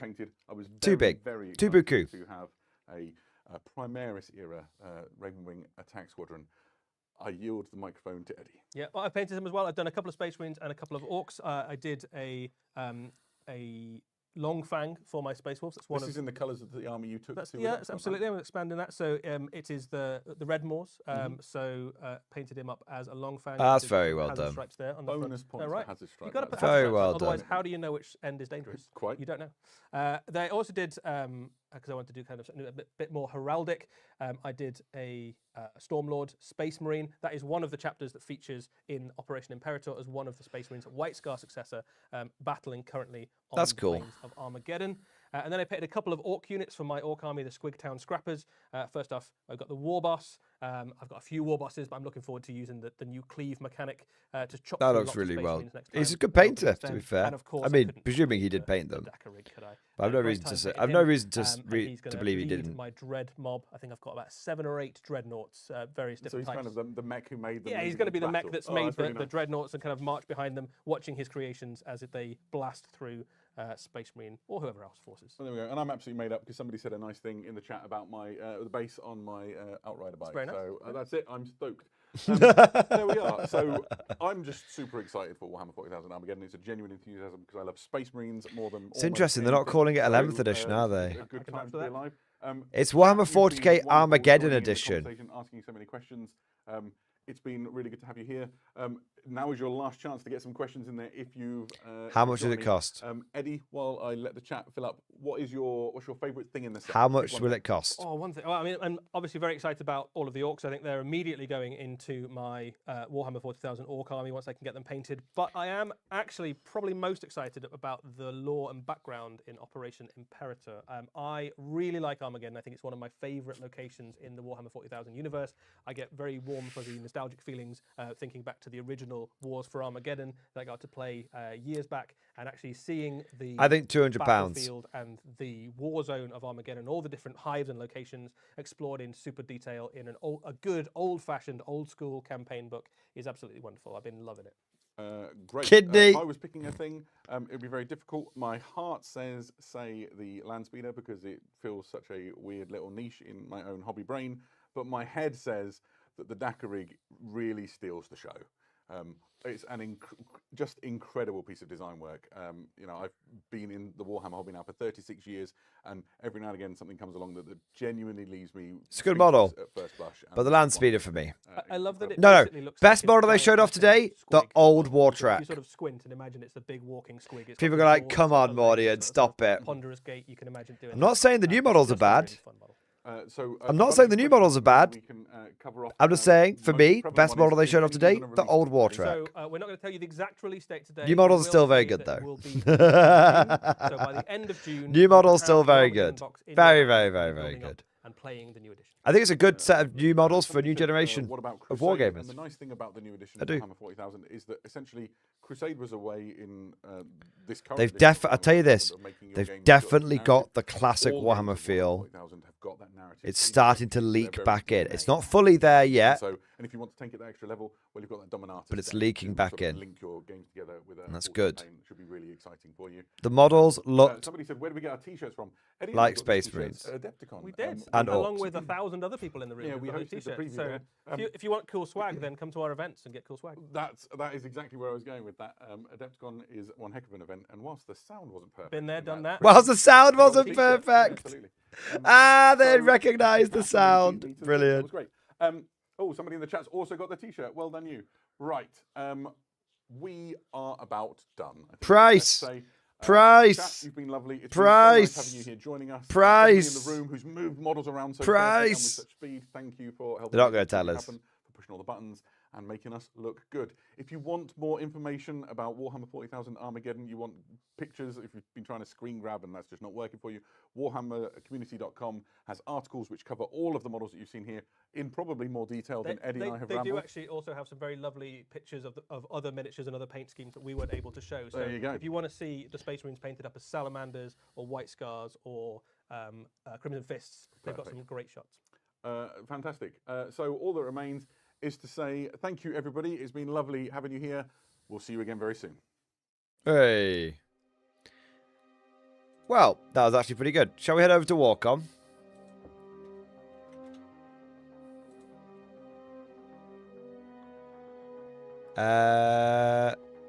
Okay, we got it here, boys.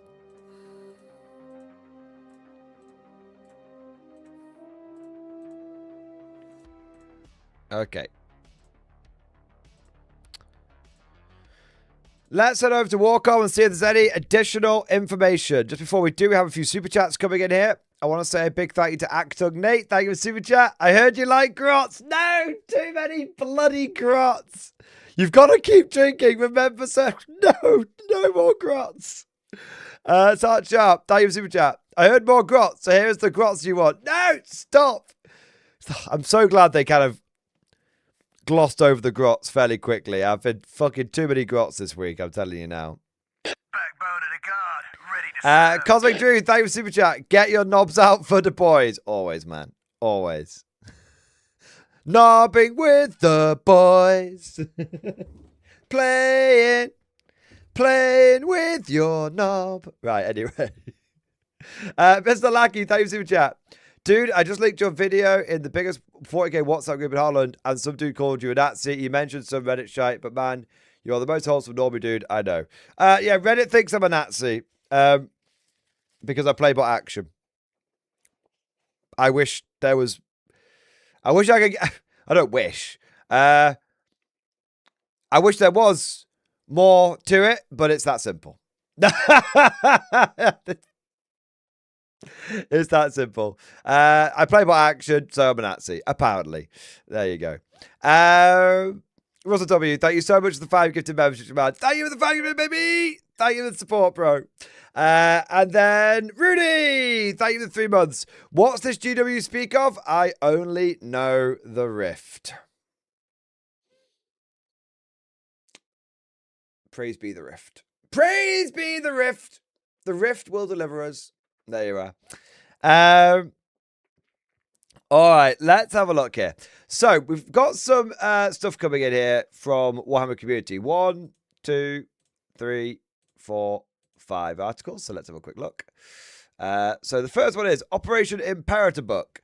The Warhammer 40k Armageddon box set includes the in-depth Operation Imperator lore book. Find out what's inside. For the first time, all of the latest lore developments are contained in a dedicated book, separate from the game rules. Operation Imperator, this 114-page guide to the current action beneath Armageddon's ash-choked skies, follows on from Armageddon: The Return of Yarrick, and sets up the ongoing conflict across the planet as reinforcements thunder down from the heavens. So, couple of things I'll say. 3 things. 1.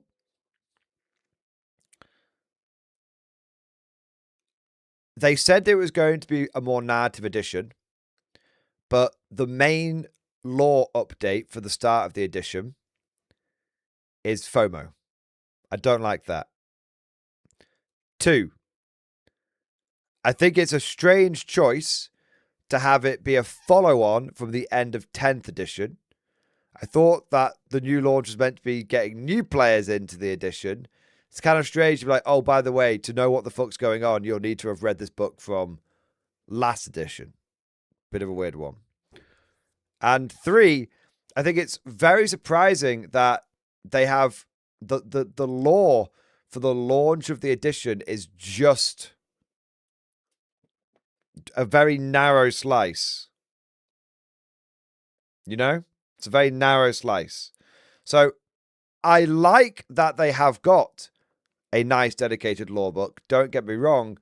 I just think that they've gone about it in a slightly strange way. Yeah. You heard me. I said Slightly three. strange way. Yeah. While much of the rest of the box will be available separately at a later date, Operation Imperator will only be available in the 140k Armageddon. This is for the fans who want to join the first wave and jump into the lore of this war-torn world. Let's have a look at the picture. Armageddon, an overview of the conflict unfolding from Armageddon, the initial initiative of Operation Imperator, and the Desperate Space Marines campaign to liberate the Hive World from Orkoid invaders. Angels of Death, a detailed look at the handful of Space Marine forces deployed to Armageddon, including the heraldry composition actions, Orcish hordes, Operation Imperator, Theatres of War, Dark Millennium. The 140k universe is broad as is the galaxy's expanding Imperium, the armies that fight to defend it, and those seek to bring about its doom. Oh, so there is actually some more broad lore in here. There is actually some more broad lore. But out of 114 pages, which I imagine there's going to be, you know, some like contents and stuff. So you're probably getting about 10 pages to cover the wider the wider picture, which does seem a little thin. You know, it seems a little thin. The book features detailed books from the main space with chapters on Armageddon, including the Blood Angel, Salamanders, Crucifix, Ultramarines, Black Temples, and White Scars, and the Orc clans they're fighting, the Goths, Evil Sons, Death Skulls, Bad Moons, Snake Bites, Blood Axes. There's more on the heroes involved, including Commissar Yarrick, Gazgul Thracker, and Marneus Calgar.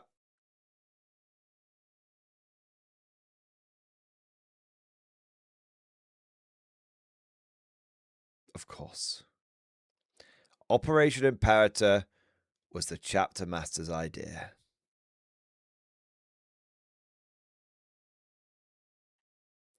Of course.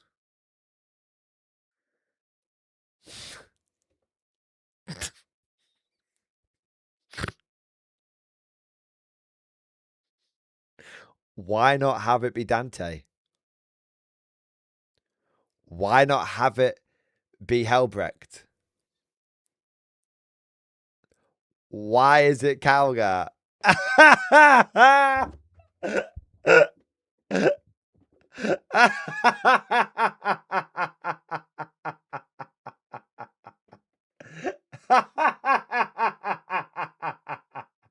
I'm not even mad. I'm not even mad. At this point, it's just ridiculously funny. Yeah. New Calgar model. Thank God. We should be getting a new Calgar model to usher in this edition. It's only been 3 months since the last one. Yeah.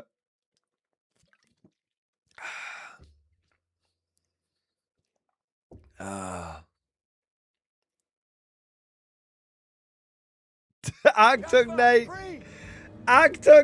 Calgar, fucking boycott 11th.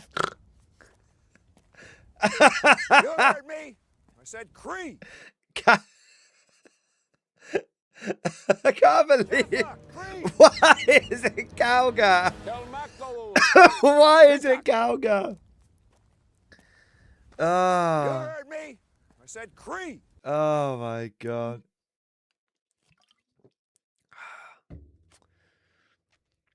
Amazing. Amazing. That is gonna. I mean, I'm laughing. As a Guard player, I'm laughing.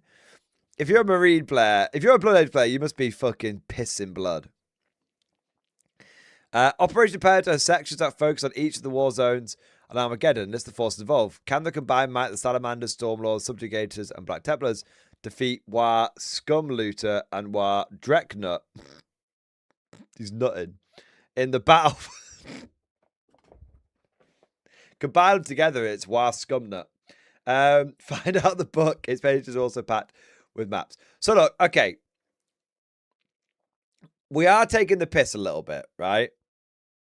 We are taking the piss a little bit, but I do quite like they are, you know, they have got a dedicated lore book. And look, there are definitely more narrative aspects to the edition, all right? There are. Okay. I'm going to poke a little bit of fun at the Calgar thing. I'm going to poke a little bit of fun at goddamn War Nutmaster. But, like, it's very much a little bit of light-hearted banter. And actually, overall, I'm pretty positive about what I'm seeing. All right. This is just one example of the maps of the Pivotal Hives. There are loads more like this. There's some glorious new artwork too, which takes you right into the heart of the action. Check out the explosive image of the Orcs attacking Hive Acheron. Nice. Yeah, I mean, hey, the whole Fallout map thing is really cool. I like that. Maps are cool. I like that.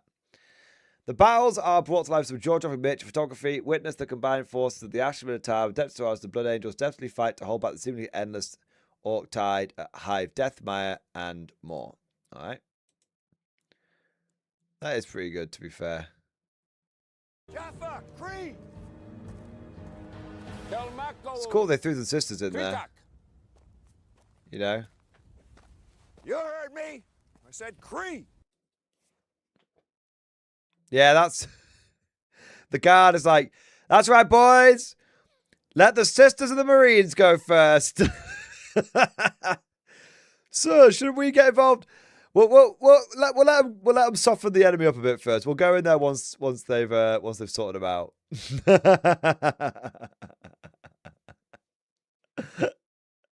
Yeah, let the bloody Marines and religious fanatics sort out the orcs first. We'll go in after it's all settled down a bit.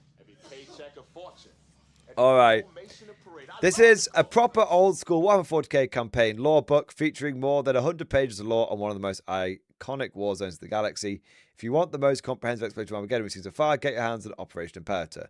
With all the new art, miniature photography, and lore, you'll be inspired to join Operation Imperator or a war and start fighting out the crucial battles for Armageddon on the tabletop. Take a look at everything else in the 140k Armageddon box set to see what you'll be fighting with. So I have to say, I like it. Look, I absolutely fucking loved Festung Europa for Conflict 47. I thought it was a really good example of how you sort of have rules that are free, but lore that you pay for. And good lore is worth paying for. It's that simple. So I'm very much, if I like it in Conflict 47, I can't be a hypocrite and say this is a bag of shit over here in 40k. So I very much like the concept. I wish they weren't FOMOing the book. Personally, I do think that was a bit of a misstep from GW. But they might have just gone, look, at the end of the day, people, they may have accepted a certain level of realism, which is, well, everyone's just going to watch the lore for free on Lutein 09 anyway. So we might as well just make this book as part of the box, have it a bit of a selling point, and then those that miss out on it can just go over and watch the fucking lore tuber at some point. So there may be an element of accepting reality there, which, I can understand. All right. What do we got next? Armageddon unboxing. Everything else. The 140k Armageddon launch box comes with loads of brand new miniatures, but that's not all you get inside. It's time to see what else in this stat box of Warhammer goodness. Ready to serve. The core rules of 140k have been updated for the new edition with loads of tweaks and adjustments that make your games more fun and engaging than ever before. The changes make it easy to create exciting stories and cinematic moments while keeping a balanced and competitive core that all players can enjoy. Press X to doubt. I'm not saying it's not going to be enjoyable. I think it's going to be very enjoyable, but this word I don't expect. That's what we're doubting. That's what we're doubting. The new rules are now laid out in a standalone book, which is more easily referenced with clear writing and index sections so you can spend even more time rolling dice and playing the game. This core rulebook is presented in a smaller format that can easily be carried from game to game, and it's light enough to slip into any bag or big pocket you might have. Handy for avid gamers and hobbyists alike. So the big thing that I notice here, guys, is it's a chapter approved 26 to 27 mission deck. So that, I presume, is going to be 2026 to 2027. So my presumption would be that this chapter approved mission deck is going to last at least until the end of the year. Maybe even a little bit longer. I mean, how many mission decks did we go through in 10th? Was it 3? So this might end up lasting as a full year. Right? So they're definitely sticking with a little bit of the existing... they're sticking with the existing seasonal idea. Chapter Approved deck returns with all new missions and objectives for the new edition, designed to work with the new 4th disposition system to give you a thematic and engaging experience every time. There are 25 individual missions, updated secondary missions, deployment cards that give players 3 balance choices for every mission matchup, and several useful tokens for marking objectives. If you've played games of 40k with a chapter approved deck in the last few years, you'll know what to expect here, just better.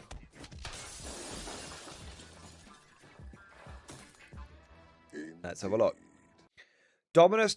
So this is interesting.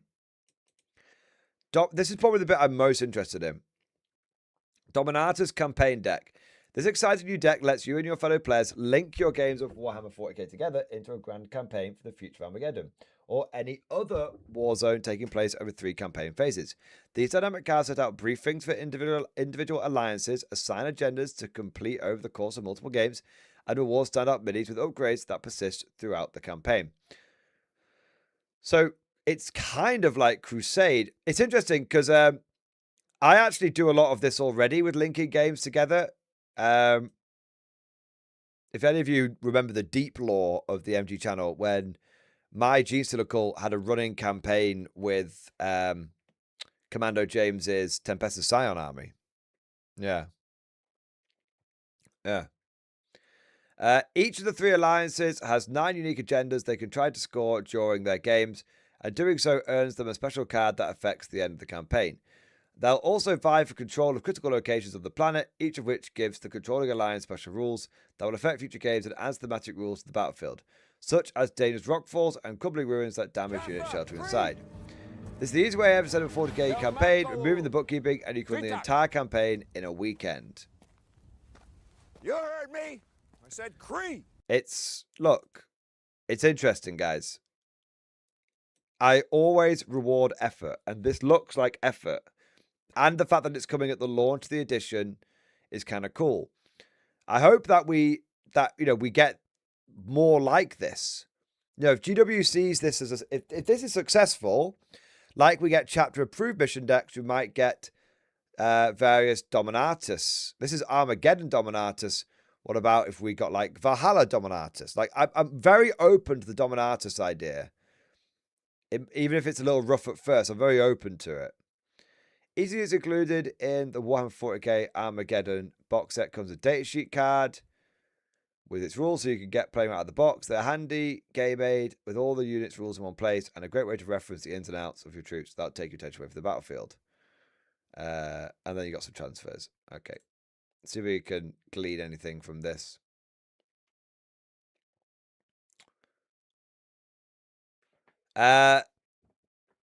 So it says here, Oath of Moment is still your faction ability. Objective secured at the end of your command phase. If this unit controls an objective, that objective is secured. So sticky objectives. So it doesn't look like they're mixing things up in terms of unique abilities or anything. I don't know. You guys will have to let me know if I'm on the mark here, but it looks like sticky objectives for incestors, sticky objectives for boys. Bolters have AP. I'm pretty certain bolt rifles already had AP 1. Yeah. Bolt rifles already have AP -1, man.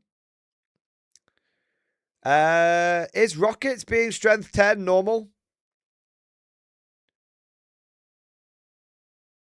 You guys will have to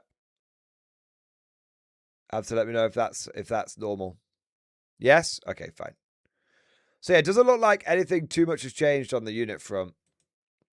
Okay, unboxing the orcs. Let's have a quick look here. So the models are obviously excellent. That does look like that is a different war boss to the one that got leaked.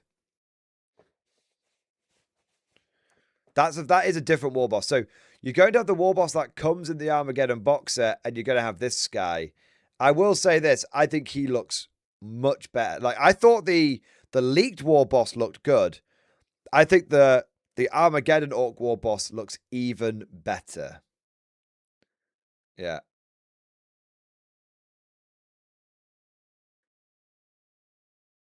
I'm just looking through to see if they're giving any ideas on rules. No, it's just like they're just buffing you guys in melee is what they're saying. Yeah. Don't get me wrong, very cool, but certainly no rules really being displayed here.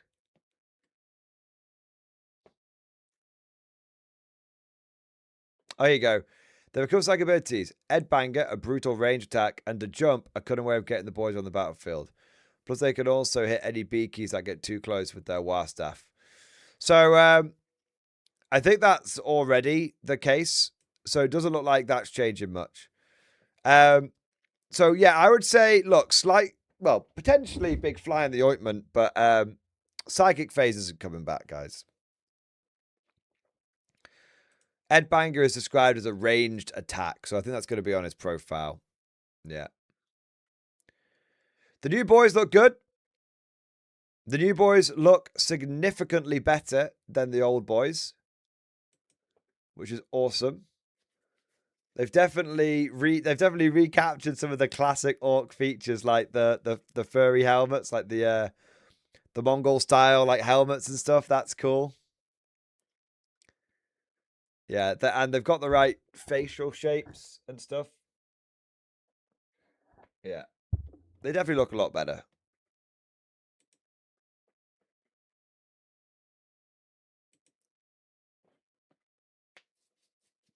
I quite like this one. This one looks like my favorite. Just got his big slugger out. Yeah, they've done. I think the New York boys look decent. We got one more picture. Yeah. Yeah, I think they look good. Boys at the heart of every war. They've learned how to. You get 20 in the box. They've learned how to be more cunning than ever. They now carry a shooter and a slugger. The boss knob has a choice of combo rocket or combo shooter, and there are custom cosmetic options, including the individual heads. So your mob can all look different. The new boys look noticeably more brutish, ready to battle their enemies in close combat. They're also carrying more gear and happily putting on loads of DACA, even if their aim hasn't got any better. Fucking hell. Do I have to see any more bloody grots here? I don't think there's any... Oh, there is. Oh, you can head swap the grots. Hey, that's all right. You can head swap the grots. That's kind of cool. 10 little grots. War track. So the war track comes with the shooter on the guy behind, and you get the rockets. Yes, you get to fire both. You get the custom shooter and the rockets. Big mech DACA rig. Custom force field. And that's all that stuff. And then let's have a look at the Space Marines. Now, we'll get Space Marines in a second. We'll do a few super chats first, just so people aren't waiting too long.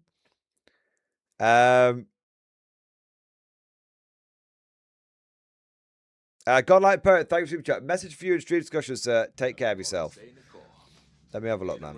Like a day on the farm. Every meal's a banquet.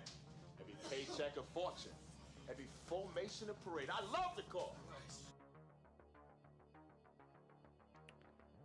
Where is it? 1 minute. Is it the video? There you go. There we go. Godlike Poet. Haters want to say it's been an absolute pleasure getting to know you over the last 3 years. You're an absolute top chap. It was lovely to meet Amy as well last year at Thanatos, and I wish the two of you are allowed to have it together. Have a lovely holiday in Florida and take some well-deserved downtime. All the best as always, Harry. Hey!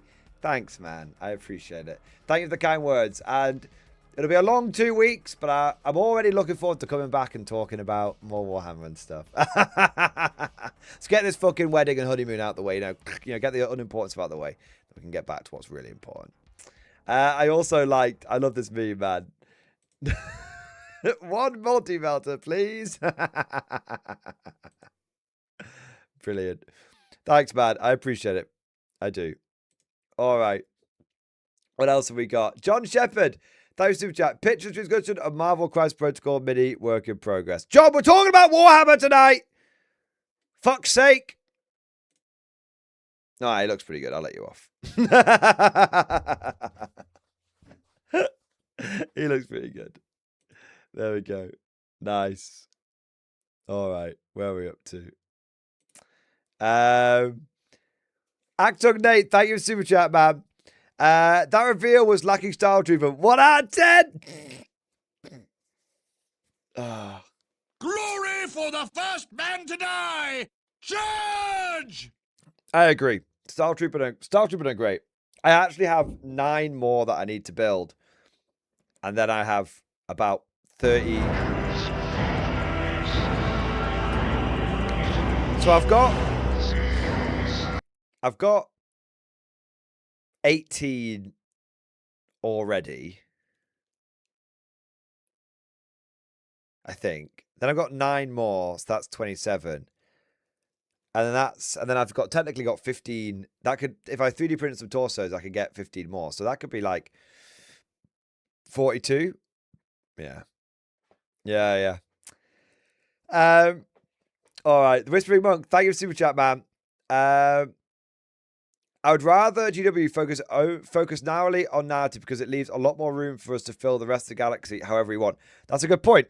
Yeah, Whispering Monk, they should the way you sort of approach narrative is you just sort of release loads of stuff and then, but it has to be sort of quite broad. I actually disagree. I think it should be very broadly focused, and then people can use those tools for whatever they want. Like, and that's why I quite like this Dominatus thing, because it's like they said you could use it for Armageddon or you could use it for other campaigns. Yeah. That's the way they should do it. Do you know what I think Games Workshop should do? And right. So it's kind of in the vein of narrative. But so I had an idea. I think they should bring back how to make war games terrain. Because here's the thing. GW stopped that kind of stuff because they were like, oh, well, you know, we want you to buy our terrain. But the thing is that then GW basically lost the terrain war because they produced a bunch of very expensive plastic terrain and everyone else produced a bunch of cheap MDF terrain. And then basically no one bought the GW plastic terrain. That's why GW basically doesn't sell terrain anymore. They sell like a few scraplets, but yeah. So I think if GW is going to do that, GW's kind of already accepted that no one's going to buy their terrain anymore. So they might as well do like a limited, even if it's just like a limited one-off run, just like, hey, made to order, get yourself a copy of How to Make War Games Terrain as it was back in the day. That'd be amazing. And if I was Games Workshop, I would be tempted to do a series on YouTube on how to make war games terrain. You know, potentially, but we'll see.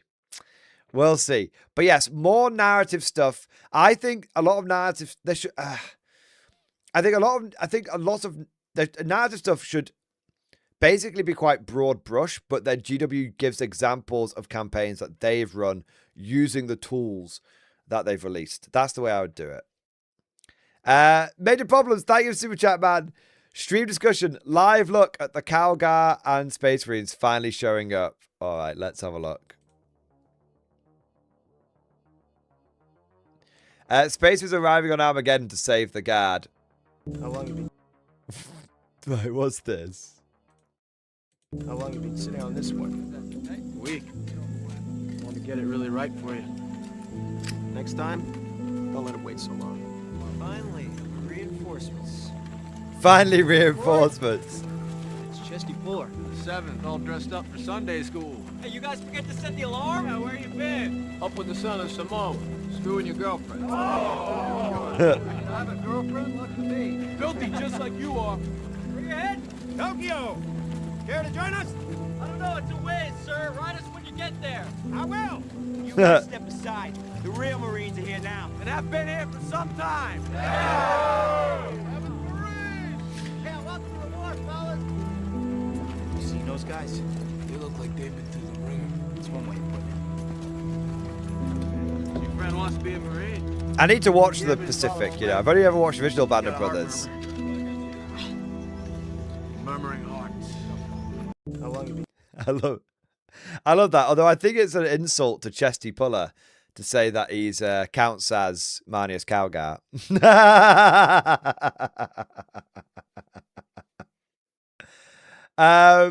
Crusader, thank you for the 46 months, man.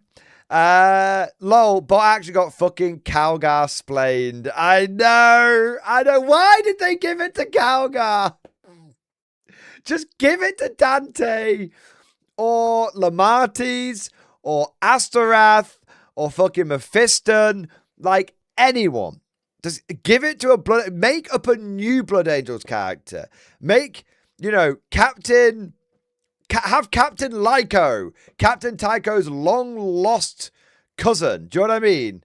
Like anything. Give it to Helbrecht. Give it to Grimaldus. You know, anyone, but just not fucking Calgar. OBS having a shit fit. We had a little blip. I think we're back now. We had a little blip. OBS couldn't handle the slander against Calgar. But yeah. But anyone but Calgar. Yeah. There you go. There you are. What have we got next? Actung Nate, thank you so much, man. New leak, Lehman Rust tank renamed to Marneus Calgar tank. Yes! I, for one, am looking forward to running my Marneus Calgar tank. I'm surprised we haven't had that one already. Oh, man. Nick Salamander, thank you for super chat. Nice models. Can't wait to not be able to buy the FOMO box. That is okay. Probably couldn't afford it anyway. Sorry, have been pretty doom lately. Nick Salamander, never apologize for being a doomer on this channel, for one. And two, I actually wouldn't worry about being able to get your hands on this box. Games Workshop will massively overproduce this. They will do. They'll massively, massively overproduce it. Every third-party store will have 100 of them.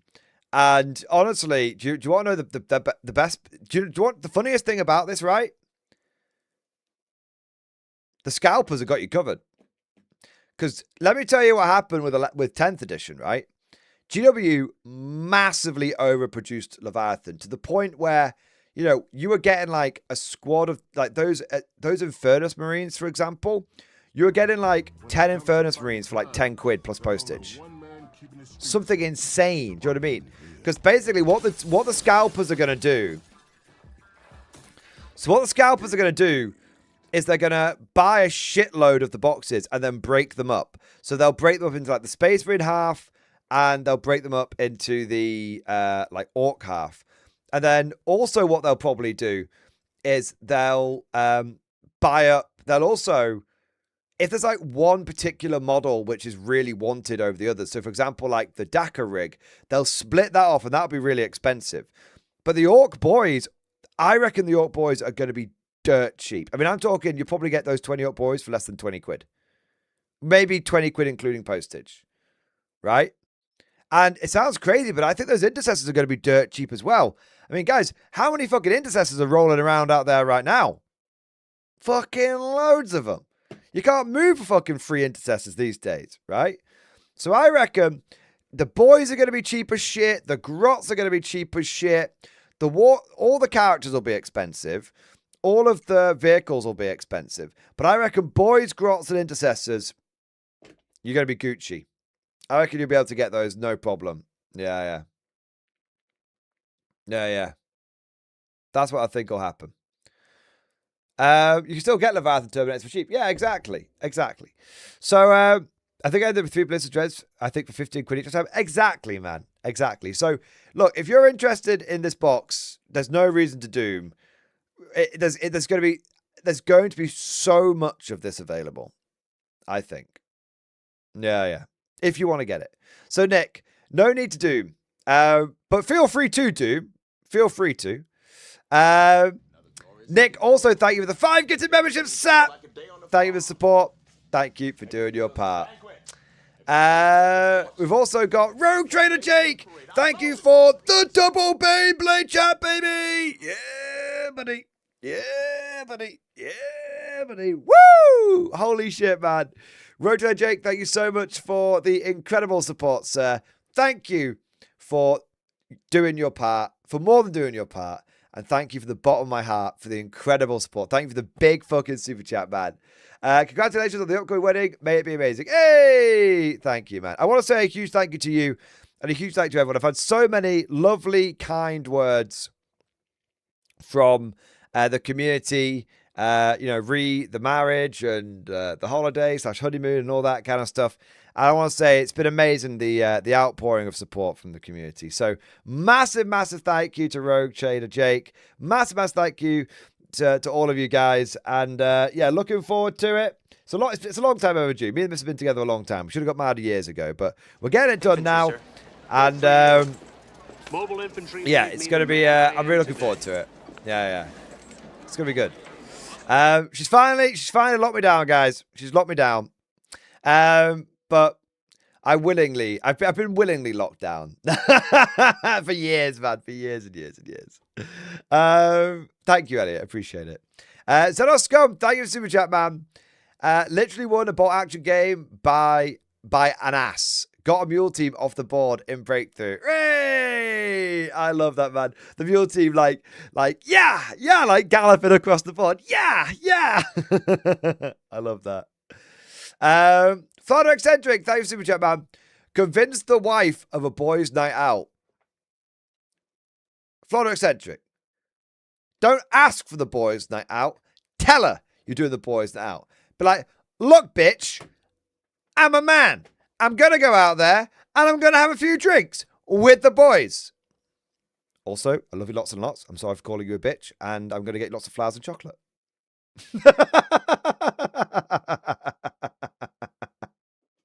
Danico and thank you so much, man. Regarding Tower Broken, my only regret is I can't take more Fire Warriors and Pathfinders. To be honest, I'll make do, I suppose. Bro, Fire Warriors are going to be so busted in 11th. Right. Bear this in mind. Fire Warriors defensively are going to be -1 to hit, -1 to wound, which is already awesome. Then, when they shoot the enemy is going to be -1 to hit and -1 ballistic skill because of the Fire Warrior ability, the suppressive barrage. So, not only are the Fire Warriors tough to shift from objectives, they also make it especially hard for any opposing shooting. Fire Warrior meta incoming. You heard it here first. Stuart Foot, thank you for the gifted membership, sir. Thank you for your support. All right, what do we got here? So we looked at the orcs. Now it's time to look at some Space Marines. I don't think we're going to see too much in the way of rules here, but the model does look very nice. So I'll say it again.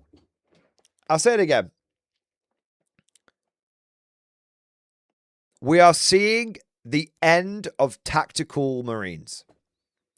And it's about fucking time. For those of you that have only ever known the Primaris, the new hammer, Space Marines, even derpy ass old Firstborn, used to be, yeah, you had like, you know, the tactical Marines in places could be fairly basic. But even then, there was a lot of purity seals. There was a lot of little like relic boxes and stuff that you got. There was a lot of different shoulder pads you could get. And like one of the big things about tactical Marines is not only did each individual kit had quite a lot of like iconography and mixtures of like marks and stuff, but also all the tactical Marine kits were actually interchangeable and cross-compatible. So you could take bits from like, this was before Horus Heresy started getting updated, but the people, you know, put your hand up in chat who remember the old the old Mark III Horus Heresy Marines, I think from Mark III and Mark IV from Burning of Prospero and Betrayal of Calth respectively, right? Well, those two kits were compatible with the Mark VII Marines for 40k Marines. And so what you found was that not only were the kits themselves very unique looking, with a lot of the whole sort of, you know, warrior monk aesthetic going on, but when you were able to cross-compatibilize, crossbreed, for lack of a better term, these different kits, kit bash is probably the term. When you could kit bash these bits, you could get some really good looking, like unique, very stylistic Marines. And the problem that happened with Primaris is not only were the base models very smooth, they were very, very generic, because the idea, I think GW wanted to make them like really so that any chapter could pick them up. But they were very generic, and then they lacked the cross compatibility. So it was harder to kit bash them and make them look more like, warrior monks, for lack of a better term. Anyway, now and now that sort of aesthetic persisted for quite a while, but now I really noticed this change with the Space Wolves, and ever since the Space Wolves have come out, I feel like we've been getting more and more stylized Marines, more and more of that classic Marine feel being brought back into the game. So unfortunately, I think the Blood Angels missed the cutoff. I think the last Blood Angels refresh missed the cutoff, which is a real shame. But from the Space Wolves onwards, I think they've nailed it. And one of the things that we might have a bit of, Ultramarine fatigue, but one of the things that I've always said is that the Victrix Guard are really good models. The Victrix Guard, I saw those and went, I don't care how fucking broken and overpowered are, from a design point of view, now that's a fucking Space Marine. That's a proper Marine. I said it about that, and it's about Titus as well. So yeah. So what I'm seeing, and now I think with all of these models in the Armageddon box set, I think we're seeing that again. like this captain with relic shield, he looks like a fucking marine. You know, he's got all sorts of bits hanging off him, pure seals for days. Yeah, looks really good. Yeah, I mean, OBS shit the bed again. Sorry, guys. OBS shit the bed again. So he's got the firstborn head. He's got the. I mean, look, with that firstborn head on, he just looks like a true scale marine. Do you know what I mean? I mean, I'm not as big a fan of. Let me turn the chat off for 1 second. I'm not as big a fan as the. Like, I wish that plume was on that head, but you know what? I'll just cut the plume off and put it on that head. You know, God, I want. But yeah, like, I think they do look a lot better. Yeah, I think they look a lot better. I think the librarian looks good as well. Librarian looks very reminiscent of Tigarius. We've got Primgarius now, or Prigarius, whichever you prefer. I think that looks pretty good. I'm not as I actually prefer it without the helmet. I know what it is. It looks too.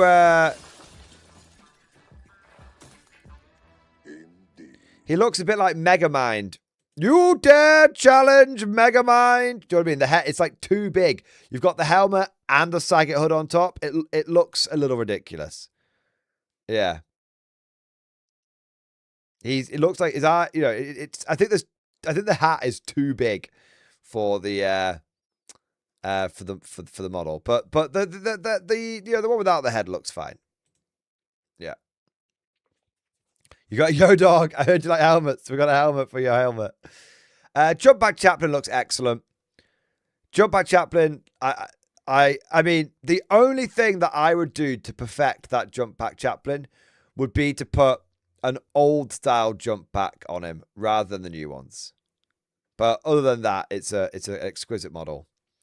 So then we get to the Vanguard Veterans, and I think we get to possibly the most controversial point, which is that the Vanguard Veterans look good, guys. I know the Vanguard Veterans got a lot of shit. A lot of shit from when they revealed, like, you know, this model. But I think Games Workshop just showed off the worst ones. Like, honestly, I think they just showed off the worst guy. The rest of them look legit, man. The rest of them actually look legit. This guy was the worst one to show off. I mean, to be fair, this guy's not that great either. These two combined are very weak. These two are all right. You know what? Actually, I'm going to rescind my opinion. This guy looks good. This guy looks good. The rest of them look weak. They should have had a lot more detail. This should be the least detailed guy. I mean, frankly, guys, they should have this guy's level of adornment. They should do. No, they are weak. They look better. Big sword guy with the firstborn hat would be my favorite one. But yeah, I still think they look a little weak. The ancient looks excellent. And I actually really like you could give the ancient the firstborn helmet. That's awesome. And then we get to the intercessors, which I think there's a bunch of new poses here. Chat will have to confirm. I don't remember ever seeing an intercessor sergeant with a chainsword before. I don't know. Some of the poses look familiar. Some of them look the same.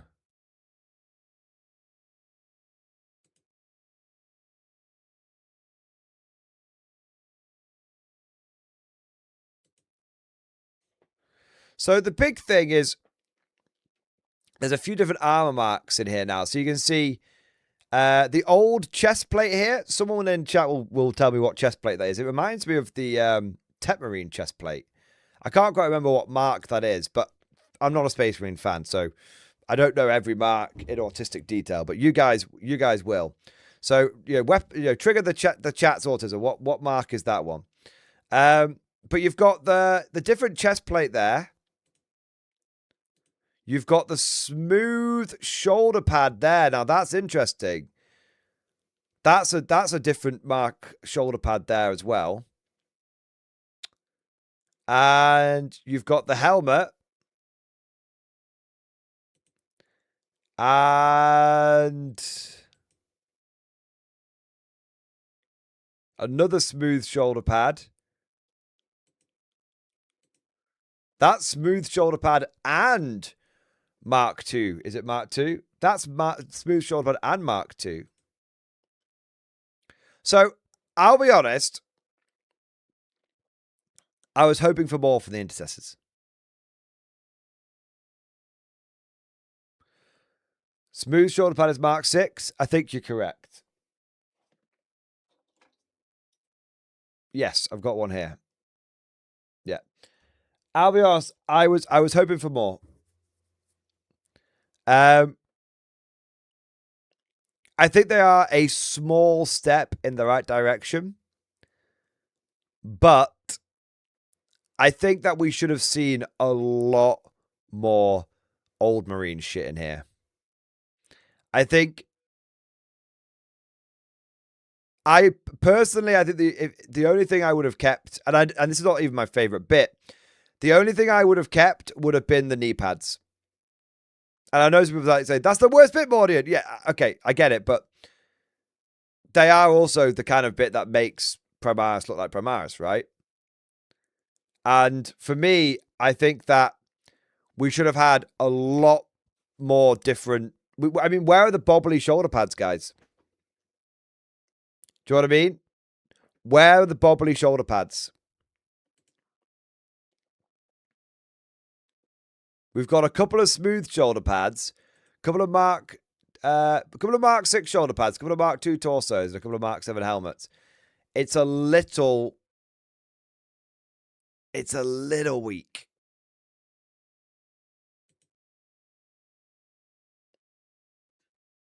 Although, 1 minute. I'll tell you one thing I have noticed. I'll tell you one thing I have noticed. They've all got these, is it gorgets?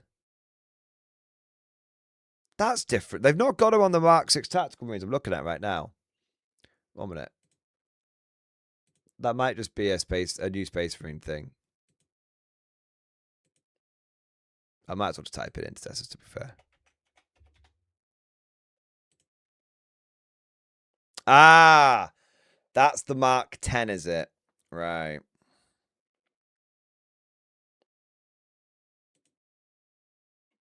So, weirdly, they've got an old breastplate, but it's got the Mark 10 gorget. That seems a bit wrong. I figured the breastplate would have the gorget inbuilt. That's what gets locked into the power armor, right?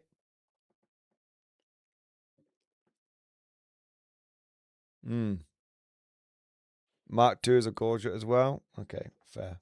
Maybe that's why they went with the Mark II. So, look, they are a step in the right direction. But I do think that we could have done with... a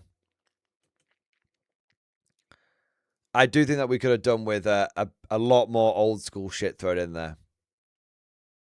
Yeah. But they're better. These guys are all right. Mark 7 helmet looks cool. Just like the Stern Guard bolters, basically, aren't they? Yeah, they're okay. I think some people will really like those. And we've got the Landspeeder. Landspeeder's the best bit, man. They basically, what I love about this is they brought the old Landspeeder back. And truth be told, I'm really glad I didn't sell my 2 Black Templar Landspeeders because I can use them again now.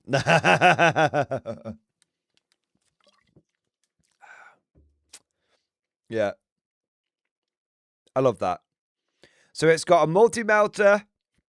So I think it has to take the multi-melter. You've got a choice between the Gatling cannon or a heavy flamer underneath. And it comes with the Storm Strike missile. They're called, I can't know, not sure what missiles they're called, but they're crack rockets. But they're not particularly, they're like okay at damaging vehicles. They're not like super like anti-tank. Yeah. It's kind of an interesting picture, that one. Are they? Oh, there's some different colours, are they? Oh, fair enough. There you are. And I think that's pretty much all of it. Oh, what's in the box? Ah, it's just gives you the full lowdown. That's pretty cool. But that's everything, isn't it? Yeah. Yeah, it's pretty cool. When it comes to fighting all right. crime, there's only one man keeping the streets safe. Right. While keeping it real. What have we got here? We'll do the super chats. Cool German dude. Thank you for super chat, man. It's my birthday today. Yippee! Meme in stream discussion. Let's have a look, man. Also, happy birthday! Happy birthday, man. Yeah, happy birthday, man. I hope you have a good one. You know, don't get too wild. Hope you had lots of presents. Treat yourself. All that good stuff, bro. Amazing. Sorry, I was a little tired. I went straight to the meme. Let's have a look. I can't believe GW remember my birthday. They really do care. More. Is that more Grots? Is that Grot Calgar? I love it, man. Amazing. Happy birthday, bro. Happy birthday. I love it. Grot Calgar. Amazing. Catastrophe. Thank you, Super Chat, man. 11th edition lore in stream discussion. Behold, the series of Armageddon. It was our idea in the first place.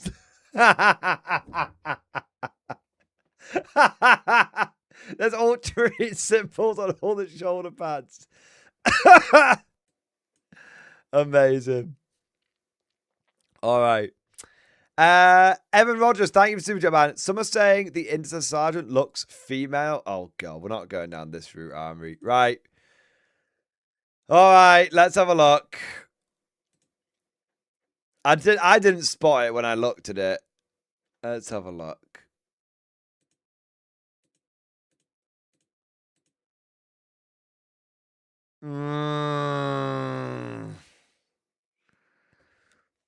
I don't think so, but I don't think so. I can kind of see what people are saying, but I don't think so. No. It's just a slightly smaller head. I think it's just the lack of, it's probably like the sort of, the mohawk is probably what's doing it. So many people have seen, well, it's actually, you don't really see it as much anymore. Or, well, at least in the UK, you don't see it quite as much anymore. There was that time when you had lots of, lots of girls who were like shaving the sides of the hair, but keeping it kind of long, right? On the top. But, so there's probably a whole bunch of people that, I don't think you see it quite as much anymore. There's probably a whole bunch of people that sort of, saw that hairstyle for quite a while, a few years ago. And that's what's causing it. They're like, oh my God, it's back. The hairstyle's back. Oh, man. I don't think it looks particularly female. I think it's the hair.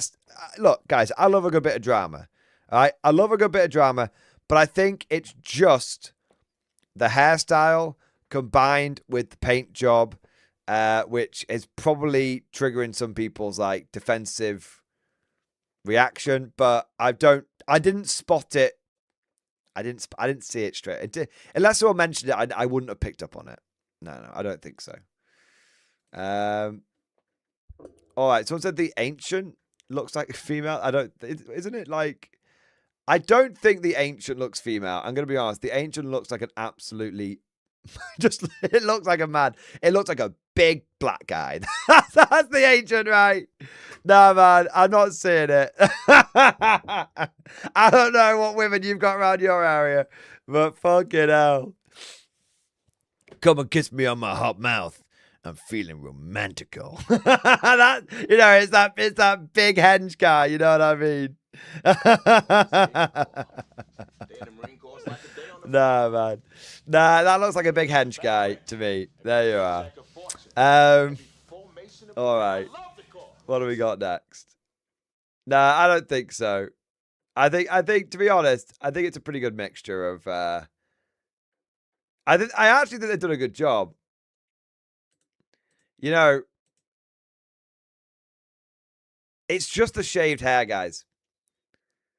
It's just the shaved hair. Honestly, like, look at this guy, right? Like, from the side, I mean, that guy's head's a bit of a weird shape. But maybe, to be honest, I think heads do look a bit weird when they haven't got any hair on them. I think it's just the hairstyle. I think that's it. Like, you know, if you squint, you could say that looks a bit like, you know, that hair, you know, the shaven side hairstyle we were talking about before that girls had. Do you know what I mean? It's like, look at it a bit. It's like, maybe you could see it, but you've got to squint a bit to see it. Yeah. No, I'm not seeing it, guys. I think it literally is just, if anyone's saying that guy looks like a female, fucking hell. Nah, I don't see it. If someone hadn't pointed it out to me about the Intersergeant, I wouldn't say. Nah, I mean, look, guys, look at it from a distance. I think it's just people, you know, I think people are just zooming in. It's if you zoom in too far on any miniature, it starts looking a bit weird. Look at it from its intended vantage point, which is from 2 feet away. And nah, man. There you go. Yeah. No, like, look.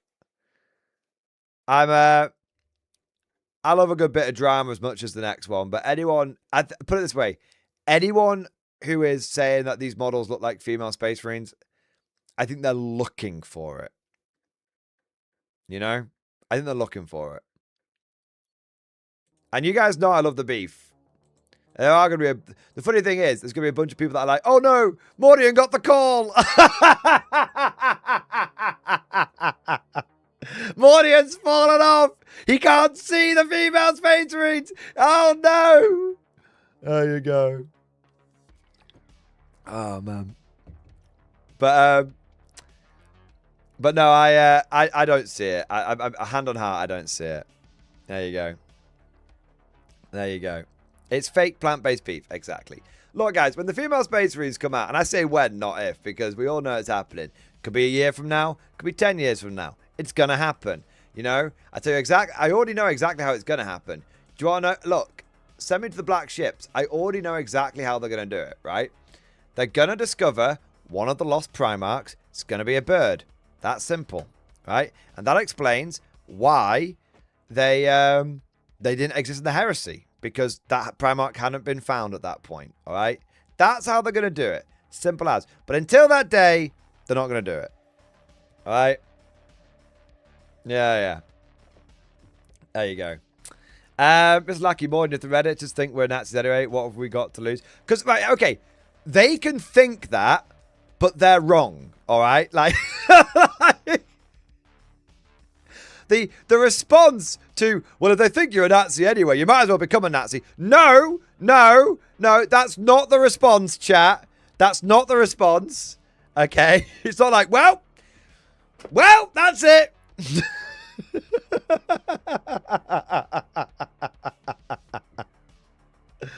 All right. Anyway, we got some more super chats coming in here. That right bastard. Thank you for the super chat, bro. Soup of the day in stream discussion.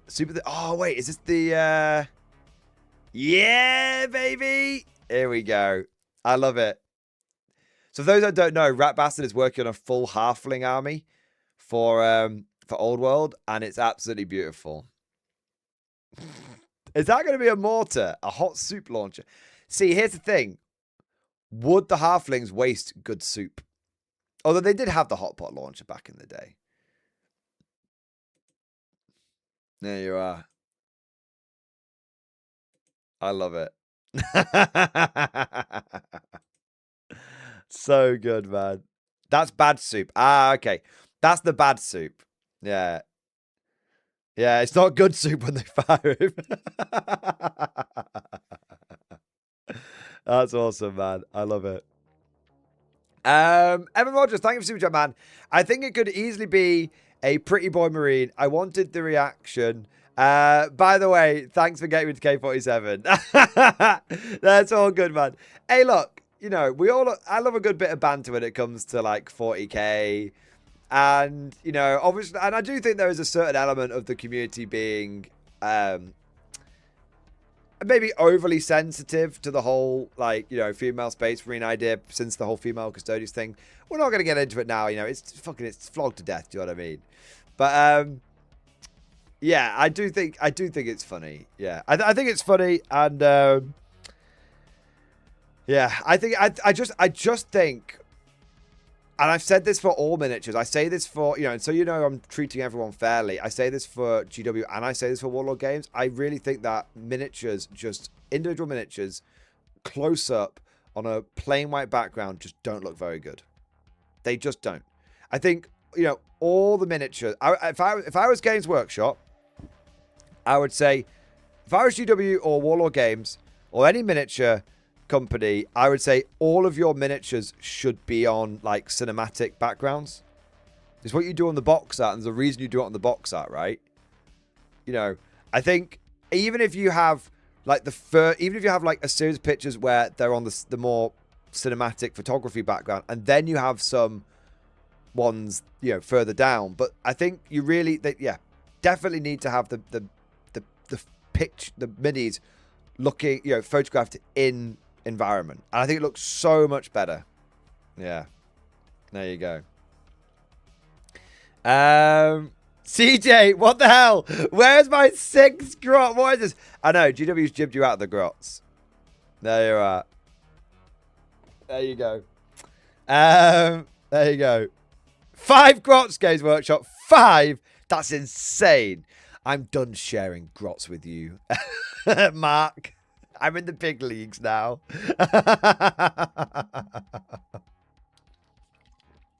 Yeah. Oh my god. I love it. Also, Evan, it's very much my pleasure to get you into Conflict. It's a very, very good game. And I've said this for a little while now, but I'll reiterate it here. In an ideal world, I really hope that, you know, Conflict 47 and Warhammer 40k absolutely do really, really well. I would never, I don't want, despite what some people might think, I don't want 40k to fail.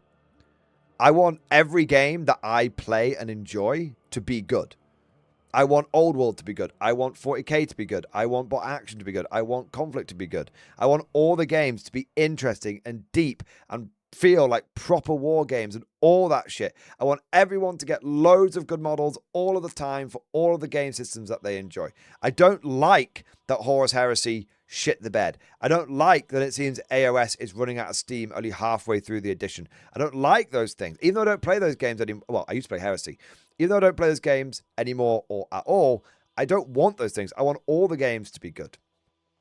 Yeah, it's that simple. So look, seeing good stuff for Warhammer 40k today doesn't bother me at all. It makes me happy. Yeah, it makes me happy. And a rising tide does lift all boats. And so if 40k does well, it will mean that all the other games will do well. Yeah, there you are. After time, what's the difference between K47 and Bot Action? So Bot Action is strictly historical game. I don't mean like strictly as in like you must have the right uniforms and all this kind of stuff, but like it only does historical units, whereas Conflict 47 is an alternate timeline, alternate universe jobby, which where World War II basically has continued on for 2 more years, and a bunch of warp portals have opened up on Earth, and the main nations of Earth during World War II have basically been like exploring and probing and harvesting. They call them the rifts. The rifts to make new technology. So that's why you've got like zombies and stuff, because if you get a dead body and fill it full of rift energy, warp energy, it comes back as a zombie. If you you can do all sorts of experiments, and you can bottle the energy up and use it for like really efficient power sources and stuff. So it's very much, it's weird World War II and then some. It's really, really cool. And there's like some cool parallels, like Stalin is still in power in the Soviet Union, and but Hitler isn't in power in Germany. Hitler's been overthrown. You've got like FDR at this point should have died, and it should have been, was it Truman who took over? Someone in America will be able to correct me. But FDR is still alive, and in fact, he basically before he died, he got wheeled into the warp portal and came back a week later as a divine being. But there's a bit of a hypothesis that maybe he's possessed now. Yeah. So yeah, there's all sorts of, so there's like certain leaders that should be in power, certain leaders that aren't in power that should be, all this kind of stuff. Churchill's still going, I think, as far as I'm aware. And the Emperor in Japan is, well, there's like some rumors going around what's happening with the Emperor in Japan as well. Like, people say like he now does have divine powers. How's he got those divine powers? Is he even the same guy? Yeah. Yeah. So there you go. All right, what do we got here? Dark Current, I'd be more excited for a second edition box re-release, to be honest. Okay, so they may do that. All right, they actually may do it. So remember in I think it was the launch of 10th edition, they did a limited run of the Battle of Macragge. Now we know that 11th edition is a callback to 2nd edition. So they may do another run of 2nd edition, which would be awesome if they did. Like, truth be told, if they did a rerun of 2nd edition, like the full box, not just some of the models, I'd buy it. Because I know a lot of us are quite curious about Old Hammer. Yeah. So I'd buy it. I tell you what they could do, though. What if they did a rerun of Assault on Black Reach? There you are. That could be a biggie. Yeah. Did the rerun of Battle of Macragge have the old rules? I don't know. Let's find out.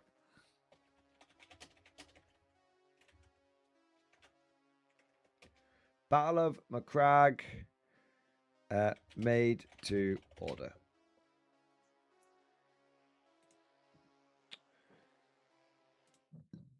Hello everyone here at One Community. Hopes Christmas has been good to you. We're full of mince pies. Oh, interesting. So it didn't come out. It wasn't for a few months. Do you remember when the 4th edition of 140k was released? Whether you were a young child or seen hobbyist, when the classic Battle of Macragge box set first showed 2004, the special made order gives you a chance to pop on your best nostalgia goggles and send yourself back in time. The set contains 35 plastic miniatures, the Imperial pilot, Lieutenant Varys, 10 Space Marines, 6 Gene Stealers, 8 Spore Mines, 10 Termagants, also 17 pieces of terrain, 6 objective markers, and the wreckage of Crash and Lander, and 6 infestation nodes. The Battle for Macragge is available to order right now until 8 PM. No, so it doesn't appear to have come with the rules, but I don't think Battle of Macragge came with the full rule book anyway. It just came with a little rule booklet. Yeah. I think it just came with a little rule booklet. What happens when you click order now? 404 page not found. Shame. I was like, what if they didn't close the link? I'll take one, GW. Yeah. So I do hope they do. I really hope they do a re-release of 2nd edition. GW probably, even if it's 6 months later, because I know that GW might be like, well, we don't want to take focus away from the new edition, but if it was just a FOMO run, I think if they did it as a made, not a FOMO, like a made to order run, I don't think it would impact it. I think it would just, I think there's going to be a very specific sort of subsect of the community that's going to get a 2nd edition relaunch, Land speed at Unlegends. Very true, CJ, and I'm very happy about it. Good guy, GW. Never thought I'd say that. Evan Rogers, thanks for chat. I just don't think Fem Marines would work. Male Brotherhood is like the Marines' whole thing. Hey, man. Look, I'm not going to get into it here because... I'll tell you why I'm not going to get into it. Because I'm sick to death of fucking talking about it, to be honest. I think there's a whole conversation around would they work, wouldn't they work, all this kind of shit. And obviously, you're going to have immediately, battle lines are going to be drawn. You're going to have a whole bunch of people say they would, a whole bunch of people say they wouldn't, blah, blah, blah, blah. Look, whether they would work or not isn't... I don't even think that's a factor in them coming back. I don't think it is. I think the factor in them coming back is, does GW think they'd make money off them? It's that simple. Remember, if GW thinks they'd make money off bringing Fem Marines out, they'll do it. It's that simple. It always comes down to profitability. It always comes down to money with them. So there you go. There you are. Oh. There you go. Yeah, when the Man Marine books stop flowing, exactly. Gab Campo, it'll also hurt other sales. Like I said, it's a whole conversation, but I think, you know, that I don't know. It depends on where the community is at that point. I mean, if it's 10 years from now, you know, let me tell you, okay, gather round, young greenhorns. Gather round, young greenhorns, and listen to me for a second. I've been playing Warhammer for a long time. The community now is not the same as the community 10 years ago. And the community 10 years and the community 5 years before that is not the same community as it is now. The communities do evolve and change over time. So look, I'm not going to, like I said, so I think there's a lot of people right now that obviously are anti-female Space Marines, but if the community ends up evolving and changing, then it could be that there'd be less resistance to it. But that's all speculation. At the end of the day, I haven't got my tinfoil hat on. So, there you are. But by the time female Space Marines come out, I'll be well into my epic Hail Caesar arc. I'm getting epic Hail Caesar. Little men with the spears and the shields. Yes. There you are.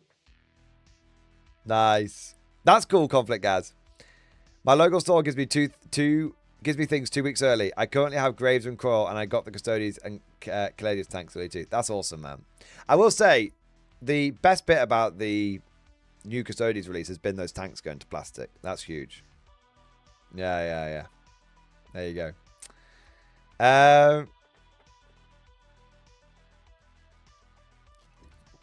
There we are. All right. So, where are we up to? It feels kind of wrong, but it probably is time to wrap the stream up, to be honest. Simply because we've talked about everything in the reveals. I'd like to keep this stream kind of self-contained as a little 2-hour jobby. And I think, you know, also, but I kind of like want to, I don't know. I don't know whether I should like do another stream. Because it's the last day I'm streaming before I go away for 2 weeks. So if I like end this one and start another one, I'll see. But I think I'm probably going to wrap this one up here. Mordian self-contained. It's a Christmas miracle. I think I'm going to end the stream here so it can stay as a nice sort of self-contained thing. So people don't have to like wade through, you know, 2.5 hours, you know, well, wade through like 6 to 8 hours of stuff. We've had a good conversation here about the reveals and reveal adjacent topics. I'm going to end the stream here. I'm going to get some food, and then if I fancy it, might do another short, like do another sort of short stream. But I very well may just take the night off, as it were. But you know, I mean, after all, I do have some little Napoleonic men that are staring at me. But yeah, there we go. So guys, I hope you guys enjoyed the stream. I hope you guys enjoyed the reveals. Let me know what you guys think, obviously, down in the comment section, post live and all that good stuff. And if I don't do another stream, then let me just say a massive thank you to all of you for your support this week. And a massive thank you to all of you for your support over the last 4 years. Because I've been streaming basically 4 years today, give or take. It's about halfway through May that I started. But yeah, so basically I've been streaming for 4 years. And it's thanks to the incredible support that I've had from this community over the last 4 years that the channel has grown to where it has grown. That I've been able to cover 9th edition and 10th edition and now 11th edition. And also the fact that it's thanks to your amazing support that I'm actually able to get married.